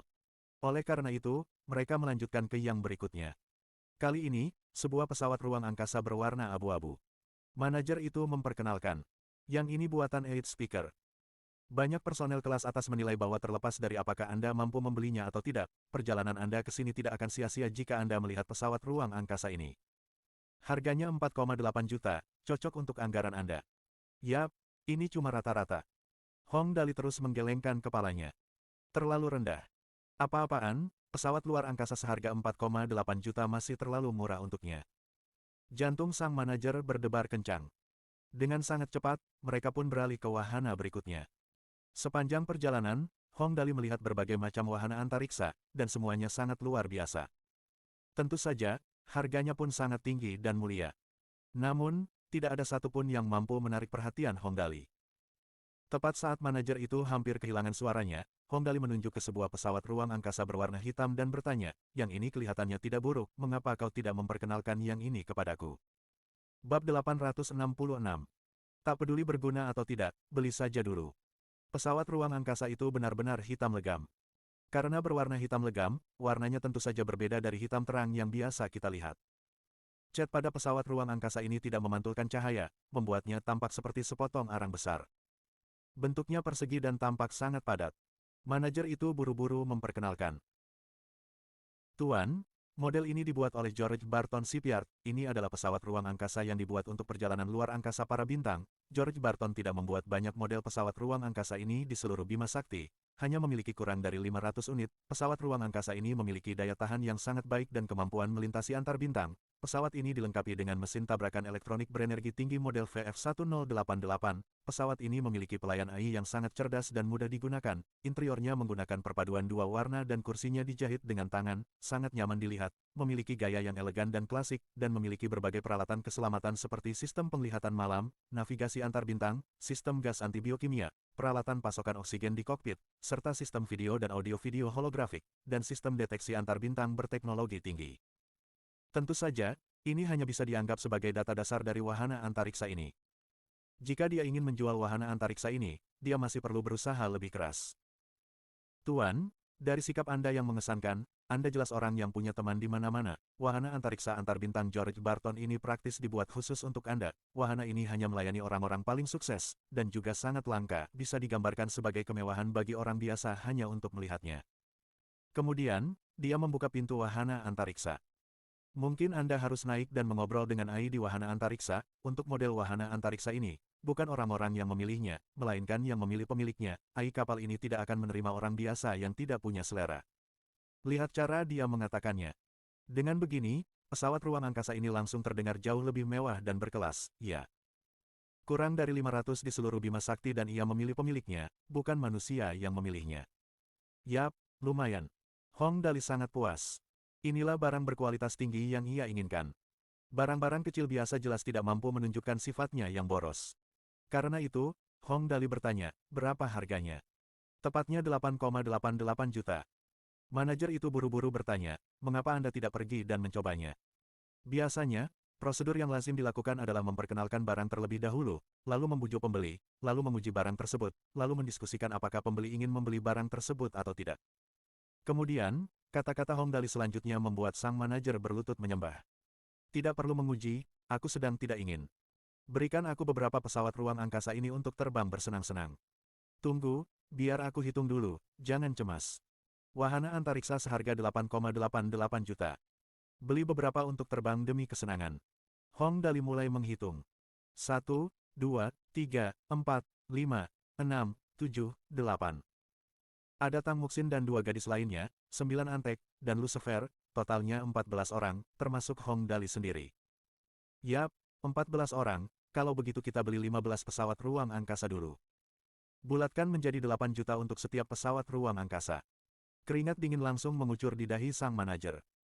Hanya ada 14 orang, tapi tuan ini ingin membeli 15. Apakah yang ekstra itu adalah pepatah legendaris? Apapun gunanya, beli saja dulu. Bagaimana kalau nanti berguna? 8,88 juta dibulatkan menjadi 8 juta masih bisa diterima. Lagi pula, dia membeli dalam jumlah besar. 15 juta di antaranya berarti biaya 120 juta, angka yang sangat besar. Tuan, manajer itu langsung berlutut. Kapan Anda membutuhkannya? Sekarang. Hong Dali tertawa dan berkata, pergi dan persiapkan segera, aku akan langsung menerbangkannya, Xiaoyi, pergi selesaikan prosedurnya. 15 pesawat ruang angkasa George Barton lapis baja berat berwarna hitam legam dengan cepat dipindahkan ke sana. Pemandangan yang sungguh mengesankan. Ngomong-ngomong, meskipun tidak banyak model pesawat ruang angkasa ini, masalahnya adalah galangan kapal George Barton terletak di kota Senluo, sehingga pasar masih berhasil mengumpulkan 15 pesawat ruang angkasa George Barton. Namun, jika berada di tempat lain, mustahil bagi siapapun untuk membeli sebanyak itu sekaligus. Prosedurnya pun dilakukan dengan sangat cepat. Sangat puas, Hong Dali menarik napas dalam-dalam, ya ampun, 120 poin atribut dalam sekali coba, ini sungguh menyenangkan, heboh. Di jalan pub dekat Set, Homburg Grand Hotel. Awalnya, waktu ini adalah waktu pub mulai beroperasi. Orang-orang akan pergi ke sana untuk bermain dan bermesraan, lalu perlahan-lahan pindah ke furnitur datar dan melakukan kontak jarak negatif. Tapi sekarang, banyak sekali pria dan wanita berdiri di luar jalan dan berdiskusi dengan lembut. Sudah dengar. 2 pub di sini sudah dijual dan pemilik barunya akan merobohkannya hari ini. Ya, saya dengar. Konon pemilik baru ini orang saleh yang dengan mudah memenangkan lebih dari 150 juta di kasino. Tapi segera setelah kembali, dia berniat menjual kedua pub ini. Kebijaksanaan orang saleh sungguh tak bisa kita pahami. Benar sekali, dia benar-benar mengesankan. 2 pub ini seharusnya bernilai setidaknya 30 juta lebih, siapa sangka dia akan menghancurkannya begitu saja. Kita benar-benar tidak mengerti dunia orang kaya. Hehe, kurasa orang ini cuma bercanda. Lagi pula, ini aset senilai lebih dari 30 juta. Siapa yang mau menghancurkannya begitu saja? Sekaya apapun orang ini, kurasa dia tidak akan menghambur-hamburkan uang seperti ini, kan? Belum tentu. Menurut kabar terbaru, orang ini bahkan harus dijilat oleh bangsawan kehormatan. Mungkin dia hanya ingin menghancurkan 30 juta lebih harta warisan ini hanya untuk menikmatinya. Itu benar. Sementara mereka berdiskusi, di sisi lain, Tuan kelima, Elentina, dan yang lainnya juga telah berkumpul. Manusia kadal tidak berani datang karena ia yang pertama kali mengambil tindakan fisik terhadap Hong Dali. Oleh karena itu, Elentina mengambil alih posisinya dan menjadi salah satu anggota geng berlima, dan ia juga satu-satunya perempuan. Tak lama kemudian, seseorang tiba-tiba menunjuk ke langit dan berteriak, cepat, lihat, apa itu? Semua orang mengangkat kepala mereka, dan apa yang mereka lihat menyebabkan mereka semua menarik napas dalam-dalam. Di langit, sederet bayangan gelap muncul. Itu semua adalah pesawat ruang angkasa. Pesawat ruang angkasa ini berwarna hitam legam dan tidak menolak cahaya apapun, sehingga tampak seperti gumpalan awan gelap yang berterbangan di langit. Pesawat ruang angkasa ini semuanya panjangnya sekitar 50 meter dan dilengkapi dengan lapisan pelindung tebal di bagian luar, sehingga tampak seperti benteng langit. Orang-orang di darat yang gemar pesawat ruang angkasa dengan cepat mengenali model pesawat ruang angkasa ini dan berseru, "Ya Tuhan! Ini pesawat ruang angkasa lapis baja berat George Barton. Yang konon jumlahnya kurang dari 500 di Bima Sakti." Seseorang bertanya dengan rasa ingin tahu, berapa biaya satu unit. Orang itu menjawab, 8,88 juta masing-masing. Semua orang langsung tercengang. Masing-masing harganya 8,88 juta, dan sekarang, ada 15 di antaranya di langit. Hehehe. Air liur Tuan kelima hampir menetes. 15 pesawat ruang angkasa ini saja sudah menghabiskan biaya 12 juta. Ya Tuhan! Di Galaxy Alliance Center, terdapat ungkapan untuk menggambarkan sebuah pesawat ruang angkasa, desain yang belum pernah ada sebelumnya, dengan garis-garis tajam dan garis-garis lambung, serta serangkaian desain seperti paku keling yang dilebih-lebihkan, sayap terbang yang tinggi, dan tata letak muka depan yang istimewa, memberikan warna personal yang lebih kuat pada pesawat ruang angkasa ini dan menonjolkan ketangguhan lambungnya, sesuai dengan temperamen manusia yang berapi-api. Bahkan saat diam, pesawat ini memberikan kesan bangga dan berwibawa. Dan pesawat ruang angkasa yang dimaksud dalam frasa ini adalah pesawat ruang angkasa lapis baja berat George Barton. Tidaklah berlebihan jika dikatakan bahwa begitu muncul, mereka akan langsung tertarik. Pesawat ruang angkasa itu perlahan berhenti di langit. Kemudian, palka terbuka dan seberkas cahaya jatuh. Kemudian, Hong Dali dan yang lainnya keluar dari pesawat ruang angkasa mereka masing-masing. Ada 15 pesawat ruang angkasa, dan masing-masing pesawat memiliki seorang penumpang di dalamnya.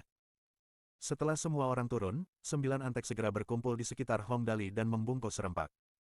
Tuan muda. Suasananya langsung terangkat ke titik tertinggi dan keangkuhan melampaui batas langit. Hong Dali sangat puas. Efek seperti inilah yang ia inginkan. Kemudian, wahana antariksa yang tersisa yang tidak dikemudikan siapapun langsung menjadi lebih misterius bagi orang banyak. Ke-14 wahana antariksa sebelumnya masing-masing memiliki seseorang yang duduk di dalamnya, tetapi orang di wahana terakhir tidak turun. Orang macam apa dia? Ini benar-benar mengerikan. Tuan muda ini sudah memiliki sikap yang mengesankan, kalau begitu, bukankah identitas orang terakhir ini berada di luar imajinasi mereka? Namun, kerumunan itu tidak tahu bahwa tidak ada seorang pun di dalam kartu terakhir. Alasan mengapa ada kartu tambahan adalah karena Hong Dali malas menghitung dan langsung memilih membeli dalam jumlah yang mudah dihitung. Saat itu, Tianyi sudah turun dari pesawat antariksanya sendiri. Meskipun ia seorang bangsawan kehormatan, ia tampak seperti orang desa yang berdiri di samping Hong Dali, hanya memenuhi syarat untuk menjadi pengikutnya. Namun, meskipun begitu, ia berada di peringkat di belakang 9 anteknya. Li yang bertanya dengan lembut, Tuan muda, apa yang harus kita lakukan selanjutnya? Hong Dali mengendus, lalu memandang 3 bangunan di depan, 2 pub dan gedung perkantoran. Ukuran ketiga bangunan ini tidak kecil, mungkin butuh usaha yang cukup besar untuk menghancurkannya hingga rata dengan tanah. Sayang sekali aku tidak membawa Zerg ke sini. Ini cukup cocok untuk menjadi makanan mereka. Nah, yang jadi masalah adalah perencanaan bagaimana cara menghancurkan ketiga gedung ini. Kalau terlalu lama, jelas akan membosankan. Tapi kalau mereka mau menghancurkannya dengan cepat, ini akan jadi masalah besar dan tidak akan terlihat bagus. Ya, itu bukan ide yang bagus. Hong Dali menyentuh dagunya, lalu matanya tiba-tiba berbinar. Ia menyeringai dan berkata, aku sudah memikirkan caranya, hehe. Karena ia ingin menghancurkan bangunan, tak ada yang lebih cocok daripada orang itu. Karena itu, Hong Dali mengeluarkan komunikatornya dan menghubungkannya dengan seseorang. Ayah, aku pulang. Bisakah ayah membantuku? Bab 867. Tuan tua yang menakutkan. Ayah, Tuan Get yang hebat. Dia adalah salah satu dari 3 kaisar bajak laut luar angkasa di seluruh sektor bintang Dimu. Tidaklah berlebihan jika dikatakan bahwa jika ia bersedia bekerja untuk galaksi aristokrats, ia dapat dengan mudah memperoleh gaji 100 atau 200 juta sebulan. Namun, Hong Dali justru ingin meminta orang yang hebat seperti itu untuk datang dan membantunya merobohkan beberapa bangunan. Tentu saja, orang-orang di sini tidak tahu betapa hebatnya Tuan Get. Karena itu, Tuan kelima dan yang lainnya juga sangat penasaran, seberapa kuatkah ayah tua dari pemuda ini, sementara pemuda ini sendiri adalah orang yang bahkan seorang bangsawan kehormatan pun perlu menjilatnya. Dalam komunikator, penampilan Get terpampang di layar. Begitu melihat Hong Dali, Get langsung tertawa terbahak-bahak dan berkata, "Gulalalala, bocah nakal, kau ternyata masih hidup, ya. Sepertinya keberuntunganmu cukup bagus. Apa yang kau butuhkan dari tulang-tulang tua ini?" "Ah, begini." Hong Dali menyeringai dan berkata, "Aku ingin menghancurkan beberapa gedung, jadi aku langsung teringat padamu. Bagaimana? Mau ikut olahraga?" Meskipun Hong Dali sedang mencari bantuan, dari mulutnya terdengar ia memikirkan gerbang karena ada beberapa manfaat yang bisa didapatkan dari gerbang. Itulah sebabnya konon bahasa negara surgawi merupakan sebuah karya seni yang luar biasa. Mengubah satu atau dua karakter dalam sebuah frasa menjadi karakter lain yang bunyinya sama akan memiliki arti yang sangat berbeda. Bagaimanapun, Get tetap senang karena anak baptisnya yang beruntung itu baik-baik saja. Ia langsung berkata, "Baiklah, bocah nakal. Aku juga punya sesuatu untuk dicari, nanti kukatakan saat kita bertemu." Kemudian, Get mengakhiri komunikasinya. "Ayah ada urusan denganku." Mendengar Tuan Get mengatakan itu, Hong Dali langsung penasaran. Apa yang mungkin membuat ayahnya yang hebat itu tidak bisa menanganinya dan perlu mencarinya? Tentu saja, meskipun Hong Dali penasaran, dia tidak bertanya secara rinci karena ayahnya akan segera datang ke sini. Hong Dali bisa bertanya langsung padanya saat itu. Waktu berlalu sangat cepat. Tepat ketika kerumunan itu meregangkan leher dan menunggu bagaimana Hong Dali akan menghancurkan ketiga bangunan ini, sebuah pesawat ruang angkasa kecil dan biasa terbang ke arah mereka. Itu sebenarnya hanya sebuah pesawat ruang angkasa berukuran kecil biasa, yang setara dengan taksi di bumi. Oleh karena itu, kerumunan di sini sangat penasaran. Lagi pula, Hong Dali bisa dibilang orang penting yang luar biasa. Ketika dia keluar sekarang, 15 pesawat ruang angkasa lapis baja berat George Barton mengikutinya, seorang bangsawan kehormatan melayaninya, sekelompok antek berdiri di belakangnya, belum lagi Lin Yanwei, yang baru-baru ini menjadi dewi di Bima Sakti juga. Ayahnya orang seperti ini mungkin juga orang yang super keren, kan? Tapi sepertinya situasinya sedang tidak baik sekarang, ayah yang katanya keren ini malah datang ke sini naik pesawat luar angkasa sewaan. Aneh banget, kakek tuan muda ini datang naik pesawat luar angkasa sewaan. Jangan bilang kakeknya bahkan nggak punya pesawat luar angkasa. Siapa tahu, kita tidak akan mampu memahami logika orang yang saleh, mari kita nikmati saja pertunjukannya. Pihak tuan kelima juga merasa bingung. Ayah tuan muda datang ke sini dengan pesawat ruang angkasa sewaan. Dengan sangat cepat, sosok raksasa Tuan Get muncul di depan mata semua orang.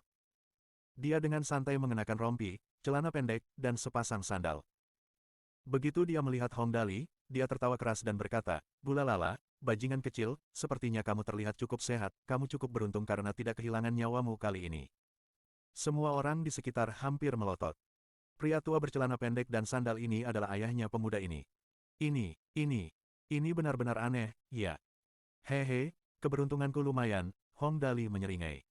Ngomong-ngomong, keberuntungannya kali ini benar-benar bagus. Dia tidak hanya menyatu dengan Golden Emperor Beetle, tetapi dia juga mengambil alih kendali 3 triliun Zerg dan bertugas memberi makan waktu. Sial. Hanya menyebutkan ini saja membuat Hong Dali panik. Untunglah kau masih hidup. Get tertawa dan bertanya, katakan padaku, apa kali ini, aku ingat kau mengatakan sesuatu tentang membantumu merobohkan gedung atau semacamnya. Sambil berkata demikian, dia menunjuk ke Set Hombuk Grand Hotel dan mulai memanaskan badan. Apakah itu? Hal ini membuat Hong Dali ketakutan setengah mati. Jika tinju Pops benar-benar mendarat di sana, hotel ini pasti akan tergantikan oleh sebidang tanah datar. Bukan yang itu. Hong Dali memeluk lengan Get dengan panik, gemetar, dan menunjuk ke arah pub dan gedung perkantoran. Dua ini. Ah, tiga ini. Mata penonton hampir tertunduk, apa-apaan ini, banyak sekali hal aneh yang terjadi tahun ini. Ada apa ini? Siapakah pria tua ini? Oh, ketiga bangunan ini agak kecil. Tuan Get membungkuk dan menjentik dahi Hong Dali. Lain kali, ingatlah untuk mencari sesuatu yang lebih besar, ketiga benda kecil ini bahkan tidak bisa membuatku hangat. Lalu, dia melangkah maju dan mengangkat tinjunya. Bom! Bahkan udara pun hancur oleh tinjunya, dan tanah langsung terdistorsi. Dengan radius 50 km dari hotel, gempa bumi tampaknya telah terjadi. Semua orang goyah dan tidak dapat berdiri dengan benar, dan beberapa orang sangat terkejut hingga mereka langsung jatuh ke tanah. Wih! Titik. Ketiga bangunan itu penuh dengan retakan hanya dalam waktu 2 kedipan mata. Kemudian, Tuan Get mengangkat bahu dan berkata, "Baiklah, ketiga bangunan ini agak terlalu kecil, aku tidak berani menggunakan terlalu banyak kekuatan." Ya, hasilnya tampaknya hanya rata-rata. Tepat saat dia mengatakan ini, ketiga bangunan itu runtuh dan berubah menjadi reruntuhan. Semua orang membeku karena kaget dan takut. Keringat dingin membasahi tubuh Tuan kelima. Ya Tuhan, ayah Tuan muda ini terlalu ganas, ya. Hanya satu pukulan. Dan dia praktis menciptakan gempa bumi dengan radius 50 km. Lihat orang-orang yang terus berlarian keluar dari gedung-gedung lain, guncangan bumi tadi bahkan setara dengan gempa bumi berkekuatan 6 atau 7 derajat, kan? Orang macam apa Tuan muda ini sebenarnya? Sekarang, selain orang-orang Hong Dali yang tidak terkejut, semua orang ketakutan setengah mati. Ada puluhan ribu orang di sini, tetapi tidak ada satu suara pun yang terdengar. Satu pukulan. Pukulan ringan saja, dan tempat ini jadi begini. Hehe, ayah memang masih yang paling keren. Hong Dali menyeringai sambil bergegas menghampiri gerbang. Kalau begitu, lain kali, aku akan carikan sesuatu yang kokoh untukmu berlatih. Yap, ide ini kedengarannya bagus. Get melihat sekeliling, merasa sangat khawatir karena terlalu banyak orang luar, lalu berkata, kita tidak usah bahas ini. Untuk saat ini, ayo kita cari tempat yang tenang. Aku juga punya sesuatu untuk dibicarakan denganmu. Oke. Dia benar-benar harus mendengarkan kata-kata Pops. Hong Dali berpikir lama, lalu menunjuk ke tengah reruntuhan 3 bangunan dan berkata, tempat itu sepertinya lumayan, bahkan ada sofa di sana. Benar, tempat ini dikelilingi puluhan ribu penonton dan ada sofa di tengahnya. Kalau dia bicara tentang sesuatu di tempat seperti itu, pasti akan sangat menarik, ya. Baiklah. Tuan Get memimpin jalan dan berkata, kalau begitu, mari kita mengobrol sebentar di sini. Setelah Hong Dali membawa serta orang-orangnya dan masuk, para penonton mula-mula terdiam sejenak, lalu benar-benar meledak. Ya ampun, orang tua itu pengguna kemampuan. Dia benar-benar pengguna kemampuan. Ya ampun, aku benar-benar bertemu pengguna kemampuan sebelum aku mati, ini sungguh luar biasa. Pengguna kemampuan, dia sangat kuat. Hanya satu pukulan dan tempat ini runtuh seperti gempa bumi besar, sungguh menakutkan. Aku ingin tahu apa identitas tuan muda itu, dia benar-benar memiliki kekuatan seperti itu. Orang-orang akan benar-benar mati jika dibandingkan dengan orang lain. Lord kelima dan yang lainnya benar-benar ketakutan sekarang. Ngomong-ngomong, awalnya mereka memang berencana untuk menyerang Hong Dali. Tapi melihat situasi hari ini, jika mereka benar-benar menyinggung Hong Dali dan menarik perhatian orang tua ini, kasinonya bisa hancur hanya dengan satu pukulan. Dia tidak akan punya kesempatan untuk membalas sama sekali. Namun, tepat ketika semua orang terkejut, seseorang tiba-tiba menunjuk ke arah Get dan Hong Dali dan berteriak, "Cepat, lihat, ada orang lain juga datang." Kurasa dia juga pengguna kemampuan. Mendengar itu, semua orang menoleh ke arah Hong Dali berada. Tak lama kemudian, semua orang kembali terdiam. Di tempat Hong Dali dan yang lainnya berada, sebuah pintu terbuka di udara dan seorang lelaki tua mengenakan rompi dan celana pendek keluar, lalu duduk di sofa sambil tertawa. Ya ampun, hatiku, dia pengguna kemampuan lain, dan dia juga seorang tuan tua. Apa tuan-tuan tua zaman sekarang begitu kuat? Tuan-tuan yang dulu bisa menyebabkan gempa bumi, yang ini malah bisa membuka pintu luar angkasa. Apa aku bermimpi? Dua pengguna kemampuan muncul dalam waktu sesingkat itu. Di saat seperti ini, siapa yang masih repot-repot pergi ke pub, merayu, dan sebagainya? Melihat pengguna kemampuan tertentu jelas merupakan sesuatu yang bisa membuat mereka terbangun dari tidur sambil tersenyum. Setidaknya, mereka tidak perlu khawatir kehabisan topik obrolan selama beberapa tahun ke depan. Tak heran jika orang-orang ini begitu bersemangat. Hong Dali biasanya berinteraksi dengan berbagai macam orang berpengaruh, seperti Feng Wuhen, Tuan Gerbang, Bangsawan Kehormatan, dan Bangsawan Galaksi. Siapapun dari mereka sudah cukup untuk membuat orang biasa ternganga. Bahkan Li Tianxing yang memiliki kemampuan mengendalikan es pun dihajar hingga menjadi kepala babi olehnya. Namun, bagi orang biasa, pengguna kemampuan hanyalah satu dari sejuta, puluhan juta. Di dunia ini, orang biasa berada di lapisan terbawah masyarakat. Di atas mereka adalah para pejuang, dan di atas para pejuang adalah pengguna kemampuan. Oleh karena itu, ini pasti merupakan peristiwa penting bagi mereka untuk dapat melihat pengguna berkemampuan. Tentu saja, sementara kerumunan berseru dan terkejut, Hong Dali duduk dengan tenang di sofa. Begitu melihat lelaki tua yang membuka pintu ruang angkasa, ia langsung tertawa dan berkata, "Hah? Bukankah kau tuan tua yang menyelamatkan orang-orang itu hari itu? Aku masih bertanya-tanya bagaimana orang-orang itu diselamatkan terakhir kali, sekarang akhirnya aku tahu itu karena kau bisa membuka pintu ruang angkasa." Bab 868. Hitam, Putih, dan Zerg. Dia mendapatkan semuanya. Ketika Hong Dali bertarung dengan bangsawan kehormatan Fei Yun, banyak warga sipil yang terlibat. Pada akhirnya, bangsawan kehormatan Fei Yun bahkan menyandera semua orang di dalam gedung supermarket. Hong Dali membunuh Fei Yun saat itu. Namun, para sandera diselamatkan oleh seorang lelaki tua misterius. Hong Dali merasa aneh bagaimana lelaki tua itu menyelamatkan semua orang. Lagi pula, ada ratusan orang. Sekarang ia tahu, lelaki tua itu memiliki kemampuan untuk membuka portal luar angkasa. Hei, sepertinya keberuntungan kita cukup bagus. Kita bisa bertemu orang-orang hebat dimanapun kita pergi.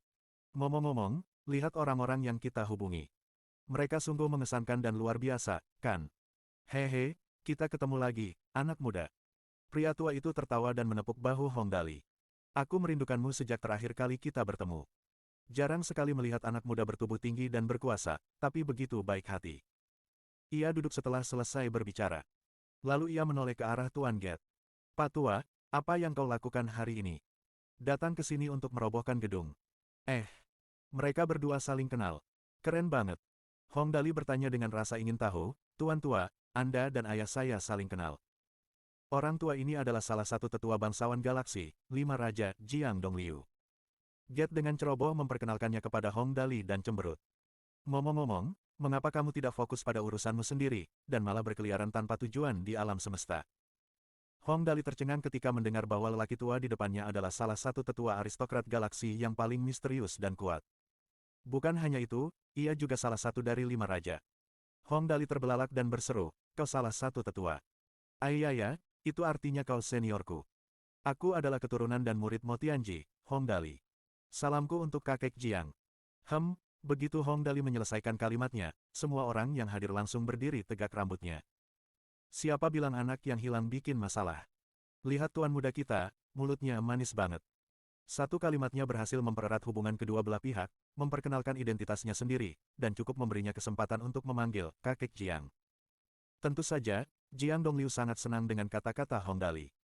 Ia tertawa dan berkata, "Bagus, Haha, bagus, aku pernah mendengar Qian Shueku menyebutmu sebelumnya. Kau adalah keturunan Mo Tianji dan teman baiknya. Kudengar kau bahkan memberinya permata energi super langka yang meningkatkan semua atribut energi hingga 50%. Ayaya, anak muda, sepertinya kau berasal dari keluarga yang cukup kaya. Bangsawan kehormatan Tianyi merinding, dia tidak salah memilih orang untuk diikuti. Lihatlah ketenangan Hong Dali. Dia begitu bermartabat bahkan di hadapan tetua bangsawan galaksi, salah satu dari 5 raja, Jiang Dongliu. Bahkan Jiang Dongliu bilang Hong Dali kaya. Kalau tidak, bagaimana mungkin dia ingin menjadi anak hilang nomor 1 di seluruh alam semesta? Siapa yang berani mengatakan itu tanpa modal? Kemudian, Hong Dali dengan tegas mengeluarkan beberapa bingkisan pertemuan. Ayaya, kakek Jiang, itu semua hal kecil, haha, hal kecil. Karena papa ada di sini hari ini, dan papa juga di sini, kebetulan aku membawa sesuatu dari rumah. Ini hanya tanda terima kasih kecil. Semoga kalian berdua, para tetua, mau menerimanya. Sambil berkata demikian, dia mulai menggali benda-benda dari dalam jam tangan antariksanya.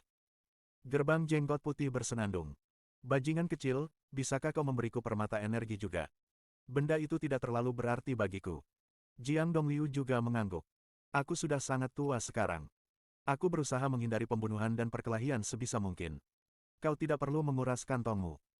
Kalau kau memberikannya padaku sebagai hadiah, aku tidak bisa memberikannya lagi kepada orang lain, aku tidak bisa menjualnya, dan itu akan menjadi pengalih perhatian yang cukup menarik. Sebenarnya tidak mengherankan bila mereka menolak. Kekuatan Get sendiri terutama bergantung pada berbagai atributnya. Lagi pula, ia bukanlah pengguna energi yang dapat mengendalikan elemen. Jiang Dongliu juga sama. Kemampuannya untuk mengendalikan portal luar angkasa memungkinkannya untuk melintasi medan perang sesuai keinginannya. Keterampilan bertarungnya juga didasarkan pada kemampuan dan atribut dasar. Atribut tubuh mereka, dikombinasikan dengan kekuatan mereka, membuat mereka nyaris tak terkalahkan di medan perang. Khususnya bagi Get, besarnya gempa bumi yang ditimbulkannya bergantung pada seberapa kuat tubuhnya. Karena itu, mereka tidak terlalu tertarik pada permata energi. Namun, masalahnya adalah Hong Dali jelas memiliki lebih dari sekadar permata energi untuk diberikan. Sebenarnya, yang ingin kuberikan pada kalian berdua bukanlah permata energi. Hong Dali tersenyum dan menggaruk kepalanya. Ia lalu menunjukkan 2 potong batu giok berwarna aquamarine di tangannya. Kurasa karena kalian berdua semakin tua, tak ada hadiah lain yang dapat menandingi kesehatan. Oleh karena itu, kedua permata kesehatan ini bisa dianggap sebagai hadiah pertemuan kita. Kuharap ini akan meningkatkan kesehatan dan kesejahteraan kalian. Hong Dali adalah orang yang selalu membagikan permata kesehatan di bumi. Ia belum pernah membawa permata tersebut ke planet super perak biru sebelumnya dan tidak pernah berkesempatan untuk memberikannya sebagai hadiah. Jadi, tentu saja ia membawa beberapa permata kesehatan dari perjalanan terakhirnya ke bumi. Ini adalah kesempatan yang sempurna untuk memberikannya sebagai hadiah. Namun, meskipun ini hanya hadiah kecil untuk Hong Dali, sama seperti membeli Happy Box untuk orang tua, Mr. Get dan kakek Jiang Dongliu yang luar biasa benar-benar terpana oleh permata tersebut. Permata kesehatan, ini adalah permata kesehatan. Mata Jiang Dongliu berubah dari kabur menjadi terbuka lebar. Dia berseru, "Ya Tuhan, di mana kamu mendapatkan ini? Ini adalah permata kesehatan, Raja Zerg, batuk-batuk, batuk-batuk." Dia meraih permata kesehatan dengan kecepatan kilat dan membuka portal luar angkasa untuk meletakkannya di dalamnya. Get tidak senang dengan itu. Orang tua, itu hadiah pertemuan dari anakku. Beraninya kau merampok milikku. Kau percaya aku bisa menghancurkan planet beta-mu kapan saja? Gerbang jenggot putih memang punya keyakinan untuk mengatakan itu. Dia bisa mencapai manapun di Bima Sakti, atau bahkan di seluruh sektor bintang Dimu. Oleh karena itu, Jiang Dongliu dengan enggan membuka portal luar angkasa lagi dan mengambil permata kesehatan untuk diserahkan kepada gerbang. Ia bergumam, benda ini bisa menarik serangan dari Zerg yang tak terhitung jumlahnya, kau pasti sudah muak hidup. Menurutmu aku akan takut pada serangga? Get meraih permata kesehatan dan menyimpannya dengan tegas. Ia kemudian tersenyum dan berkata, "Bulalalala, rasanya enak, tubuhku akhirnya bisa perlahan kembali ke bentuk puncaknya dengan ini. Ayah, waktu tidak menunggu siapapun, kupikir aku tidak akan bisa menemukan ini. Aku tidak menyangka si bajingan kecil Dali akan memberikannya kepadaku. Aku sangat bahagia hari ini, bulalala." Tingkah laku kekanak-kanakan mereka berdua membuat Tang Muxin dan yang lainnya di belakang tertawa tak terkendali. Itu hanya permata kesehatan, Dali punya banyak sekali. Hong Dali tanpa sadar menyentuh hidungnya. Apa kedua lelaki tua itu tidak punya hati nurani? Mereka membuat keributan seperti itu. Seharusnya mereka bilang saja mereka menyukainya. Dia bisa memberi mereka masing-masing 1 truk penuh permata besok.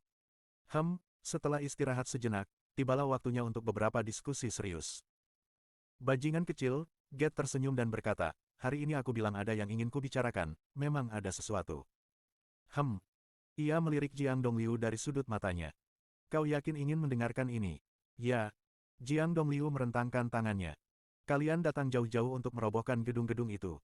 Tidak ada salahnya bagiku untuk mendengarkan apa yang terjadi. Setidaknya planet super biru perak itu dianggap sebagai wilayah bangsawan galaksi tempat Jiang Dongliu berada.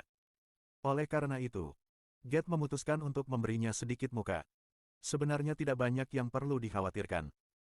Get melipat tangannya dan berkata perlahan, bawahanku telah menerima berita terbaru dari sektor bintang Dimo bahwa sebuah pesawat ruang angkasa membawa batu jiwa yang konon bagus. Pesawat itu akan memberikannya kepada bangsawan tinggi dari sektor bintang Dimo. Baiklah. Jiang Dongliu menghela napas. Kau, bajak laut luar angkasa yang hebat, sedang bersiap-siap untuk bekerja. Benar. Get mengangguk. Makanya, aku tidak bisa membantu Dali si bocah nakal itu mengurus beberapa toko di sini. Jadi, Pops akan pergi merampok. Hong Dali merasa wajahnya baru saja memasuki alam semesta. Wajahnya mengembang tanpa batas.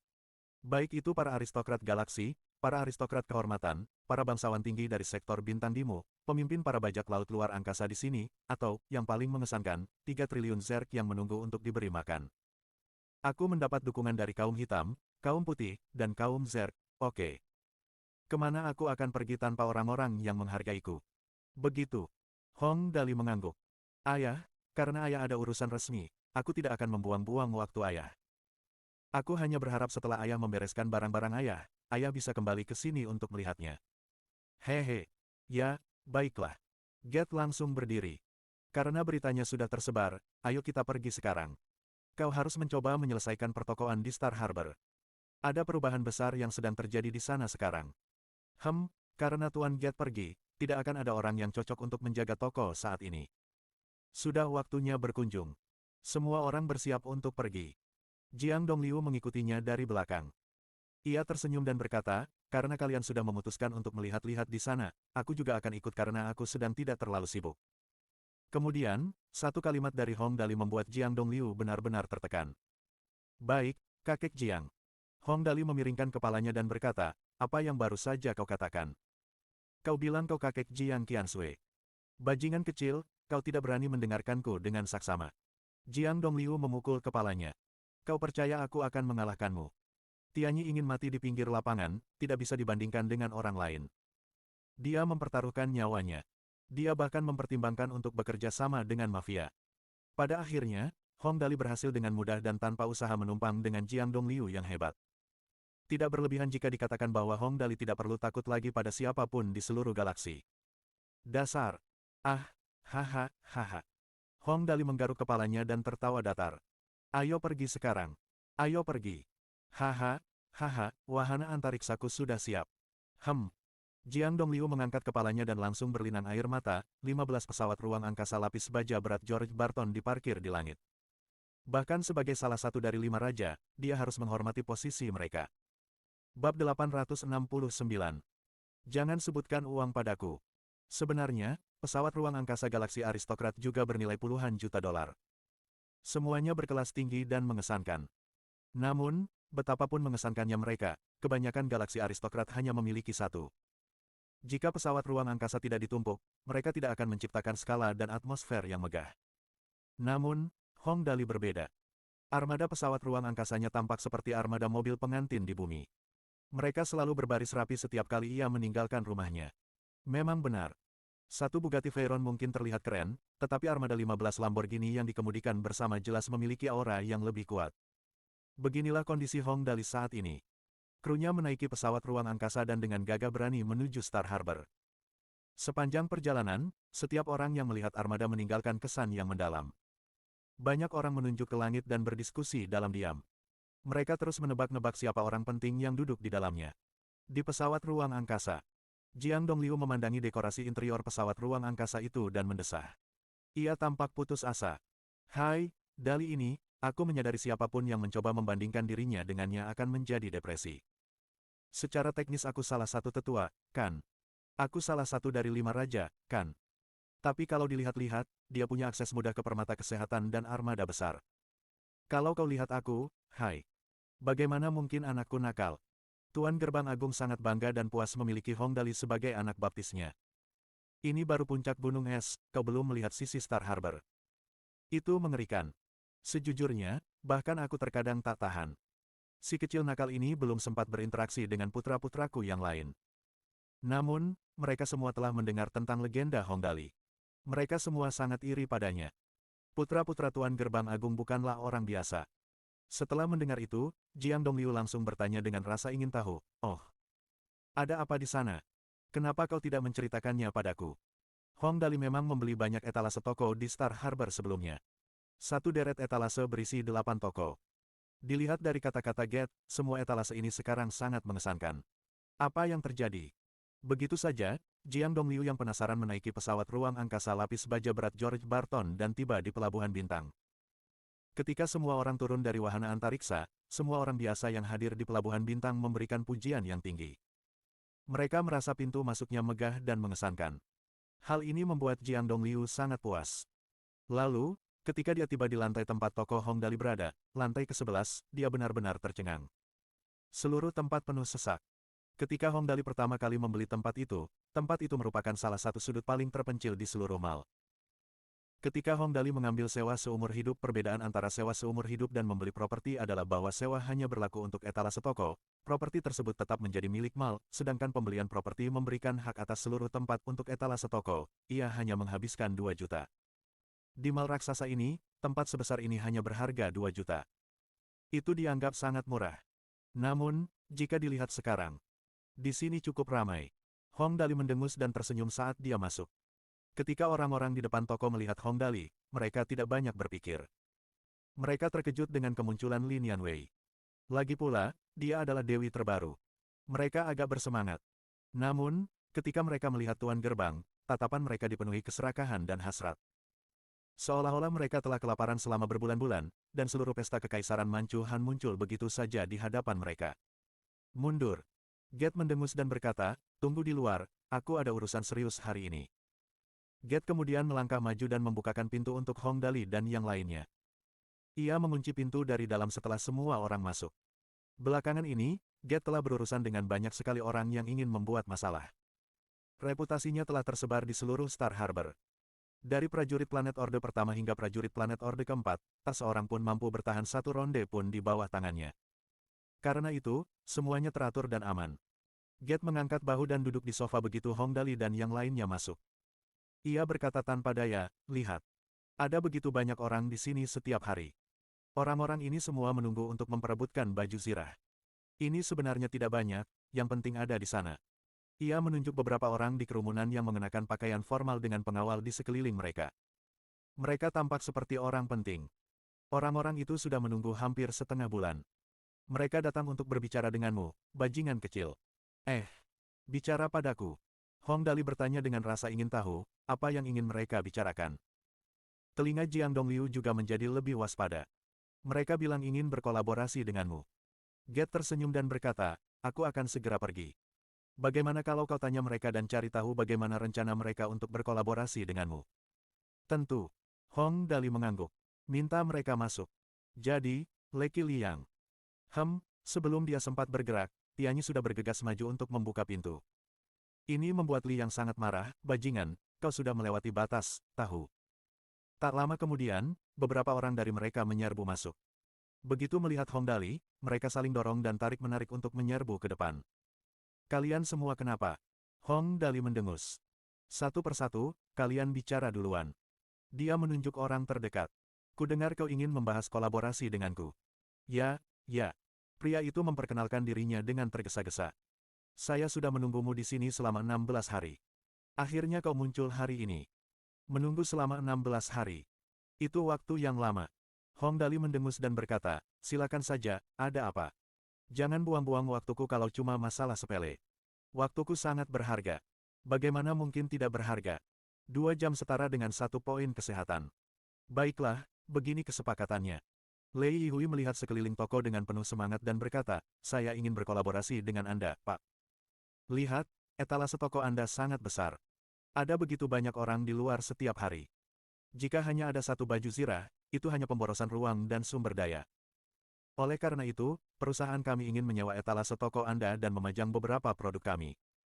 Ah, semuanya peralatan kecil, tidak akan berbenturan dengan layanan bisnis utama Anda.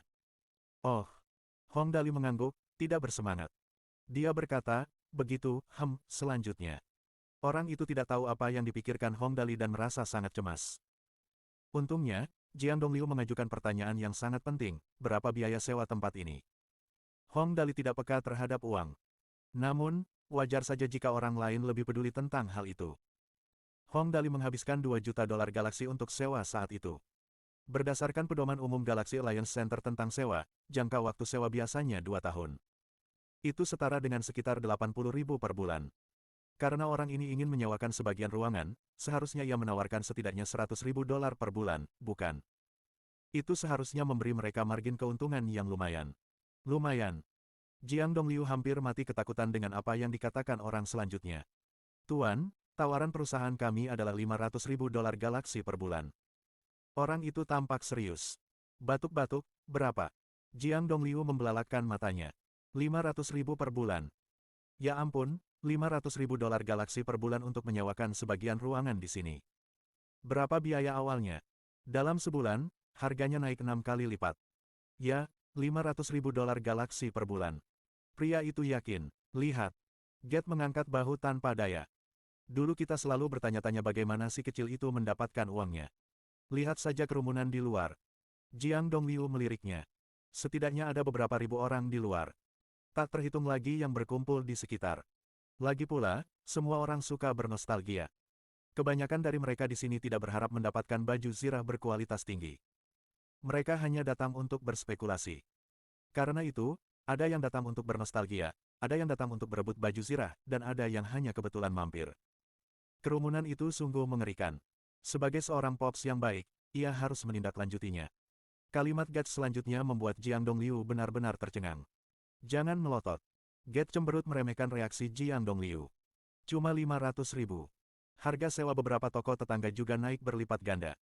Dulu cuma 300.000. Sekarang mereka bahkan nggak mau sepakat soal 3 juta. Jiang Dongliu hanya bisa mengungkapkan keterkejutannya di sini, sementara Tianyi hanya bisa berlutut tak percaya. Apa-apaan ini? Get menjelaskan bahwa orang seharusnya tidak membandingkan diri dengan orang lain. Aku jadi tahu kalau perdagangan anak haramku lebih menguntungkan daripada perampokanku. Siapa sangka dia memulai semua ini hanya untuk menghambur-hamburkan. Ngomong-ngomong, waktu Hong Dali pertama kali mengambil sewa toko, dia benar-benar hanya ingin menghambur-hamburkan uang. Setelah menyelesaikan misi utama dan menukar semua poin atribut, dia tidak berencana untuk menghasilkan uang sama sekali. Tidak semua orang bisa mengambil peran sebagai anak yang hilang. Peran itu sangat teknis. Lucifer mendesah tak berdaya di belakang. Dibandingkan dengan saudara Dali, itu melukai harga diriku. Masuk akal. Ketika dia pergi ke kasino untuk berfoya-foya, dia hampir mengorbankan nyawanya. Dibandingkan dengan Dali, dia berjalan-jalan di kasino dan memenangkan bisnis senilai 150 juta. Dia pergi ke Bar Street untuk menghancurkan beberapa bangunan dan akhirnya memanggil seorang tetua bangsawan galaksi dan salah satu dari 5 raja, Jiang Dongliu, kakeknya. Dia datang ke sini untuk menghambur-hamburkan uang. Dalam sekejap mata, nilai toko-toko itu berlipat ganda 10 kali lipat. Apa-apaan ini? Siapa lagi yang bisa disebut anak Tuhan? Mereka benar-benar membuka mata hari ini. Hong Dali memikirkannya. Semua orang tertekan ketika mendengar apa yang dia katakan selanjutnya. Mungkin. Siapa selanjutnya? Aku ingin tahu apa tujuan kalian semua datang. Oh ya, jangan bicara soal uang. Aku benci orang-orang menyebut uang kepadaku. Emosi. Emosi adalah yang terpenting. Bab 870. Klub pemborosan komprehensif kelas atas. Jangan bicara soal uang denganku. Itu merusak hubungan, kan?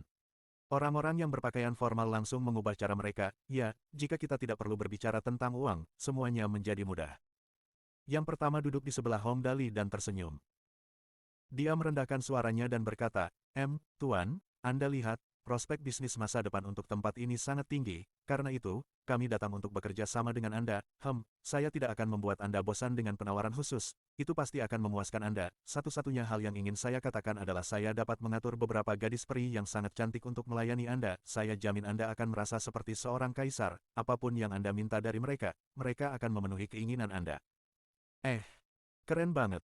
Bukankah ini aturan tersembunyi legendaris di Mal? Ngomong-ngomong, aku sudah lama jadi anak yang boros, tapi belum pernah nemu aturan tersembunyi. Keren. Kemudian, pria itu diseret keluar oleh Tang Muxin, Zhang Yi, dan Li Nianwei. Dia dipukuli hingga setengah mati. Zhang Yi benar-benar menyeretnya keluar dengan satu kaki.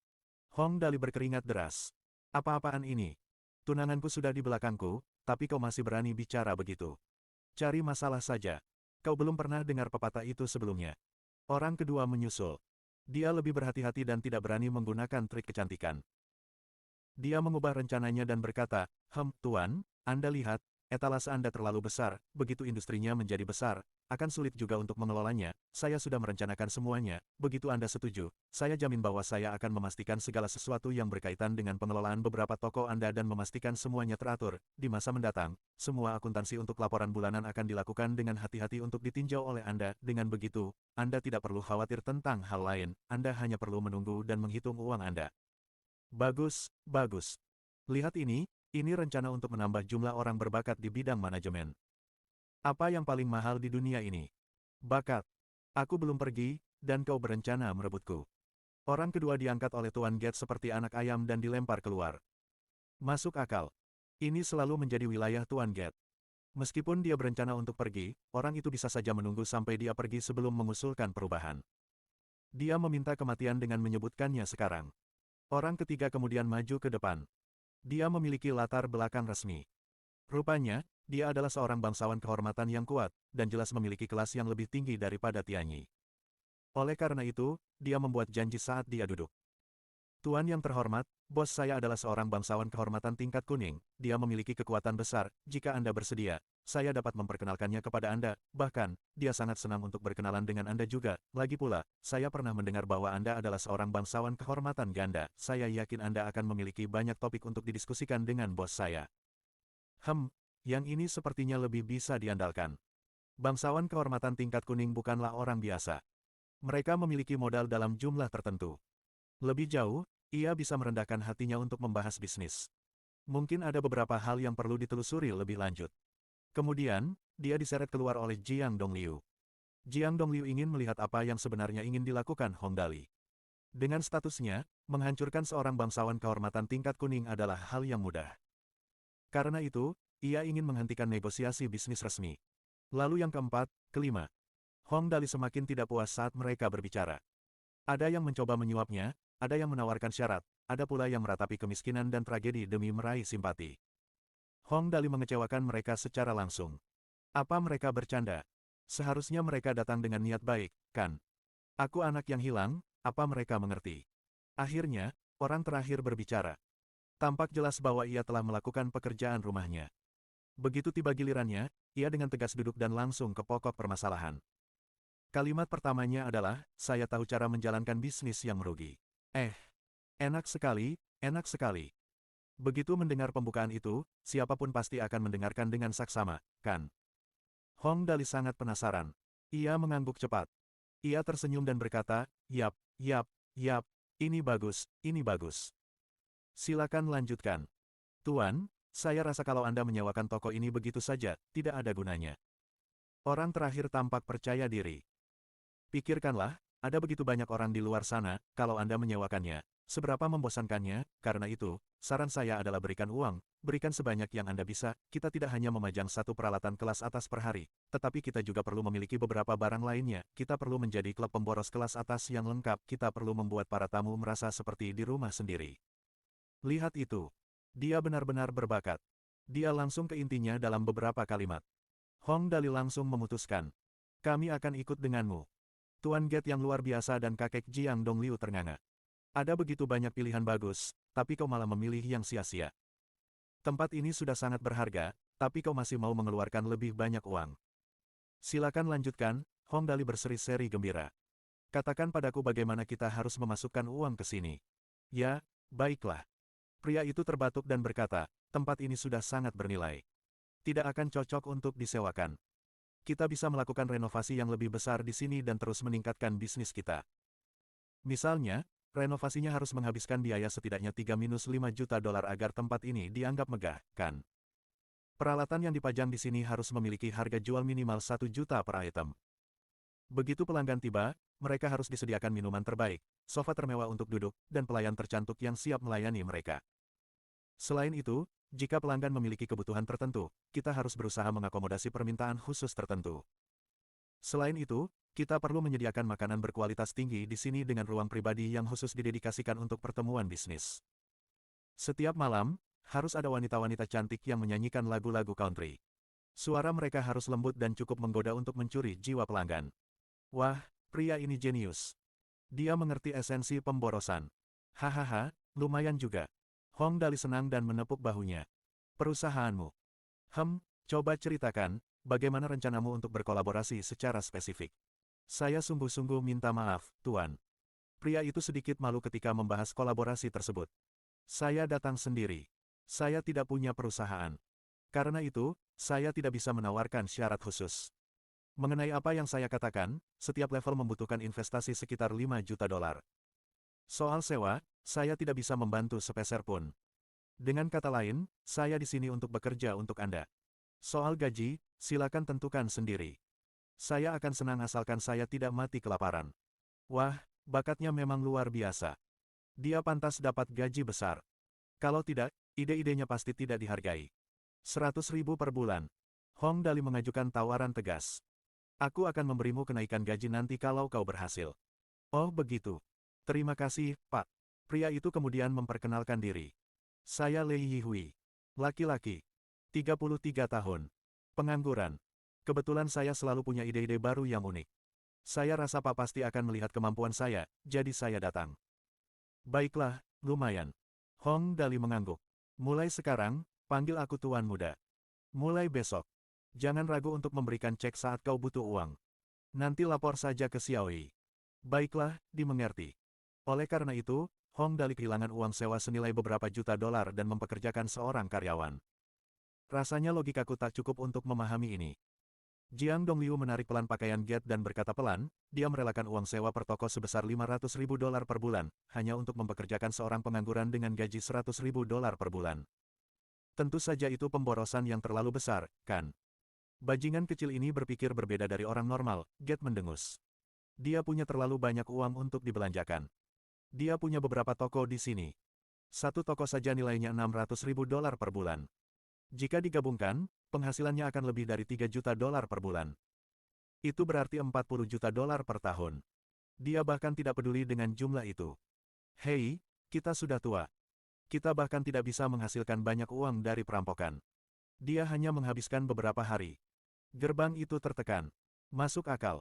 Dia merampok alam semesta tahun demi tahun. Sebuah perampokan yang beruntung bisa menghasilkan beberapa triliun dolar galaksi untuk dibelanjakan, sementara perampokan yang sial hanya akan menghasilkan beberapa ratus juta. Namun, lelang barang-barang yang diperoleh melalui perampokannya tidak tersedia setiap hari. Terkadang, menunggu beberapa bulan sebelum transaksi besar adalah hal yang wajar. Coba pikirkan, apa statusnya? Apakah dia benar-benar peduli dengan transaksi kecil senilai beberapa juta? Karena itu, ia iri pada Hong Dali. Ia riang dan melakukan apapun yang ingin ia lakukan. Jika ia bosan, ia bisa saja membuang beberapa juta dolar galaksi dan menunggu uangnya terkumpul. Tidak heran orang mengatakan bahwa perbandingan itu menjijikkan. Baiklah. Hong Dali mendengus setelah menenangkan Lei Yihui. Ia menatap Tuan Get, tersenyum, dan berkata, Ayah, akhirnya aku menemukan seorang ahli untuk mengurus tempat ini. Kapan ayah kembali? Kita tidak bisa terus seperti ini tanpa ayah. Mungkin sekitar sebulan. Get tersenyum dan berkata, setelah lari ini, aku akan kembali menemuimu dan menikmati waktu yang tenang. Ngomong-ngomong, beberapa hari terakhir di sini cukup santai. Lumayan. 1 bulan tidak terlalu pendek, namun juga tidak terlalu lama. Waktu itu akan berlalu dalam sekejap mata. Hong Dali tersenyum dan mengangguk. Baiklah, kalau begitu aku akan mendoakan perjalanan ayah yang lancar dan penuh kemenangan dulu. Ia lalu melirik ke kiri dan ke kanan sebelum bertanya, oh ya, apa yang terjadi dengan Paman Mata Elang? Kenapa aku tidak melihatnya? Si berandal itu. Get tersenyum dan berkata, dia sedang mengajari seorang anak laki-laki bernama Fang Han ilmu pedang. Menurutnya, anak itu punya bakat luar biasa. Tapi, dia tidak punya cukup sumber daya untuk berlatih. Kalau tidak, dia pasti jauh lebih kuat dari sekarang. Fang Han yang papa bicarakan ini, mungkinkah itu kakak kita, Fang Han? Mereka berdua bekerja sama. Mohon dukungan dari omom ante-ante sekalian, buat subscribe atau sharekan novel Mimin ke Facebook kalian, agar channel Mimin bisa terus berkembang. Dengan begitu, Mimin bisa lebih semangat untuk up novel seru lain ke depannya. Sekiranya ada kebutuhan buat subback, silakan inbox Mimin atau tuliskan di kolom komentar. Mimin dulukan dengan ucapan terima kasih.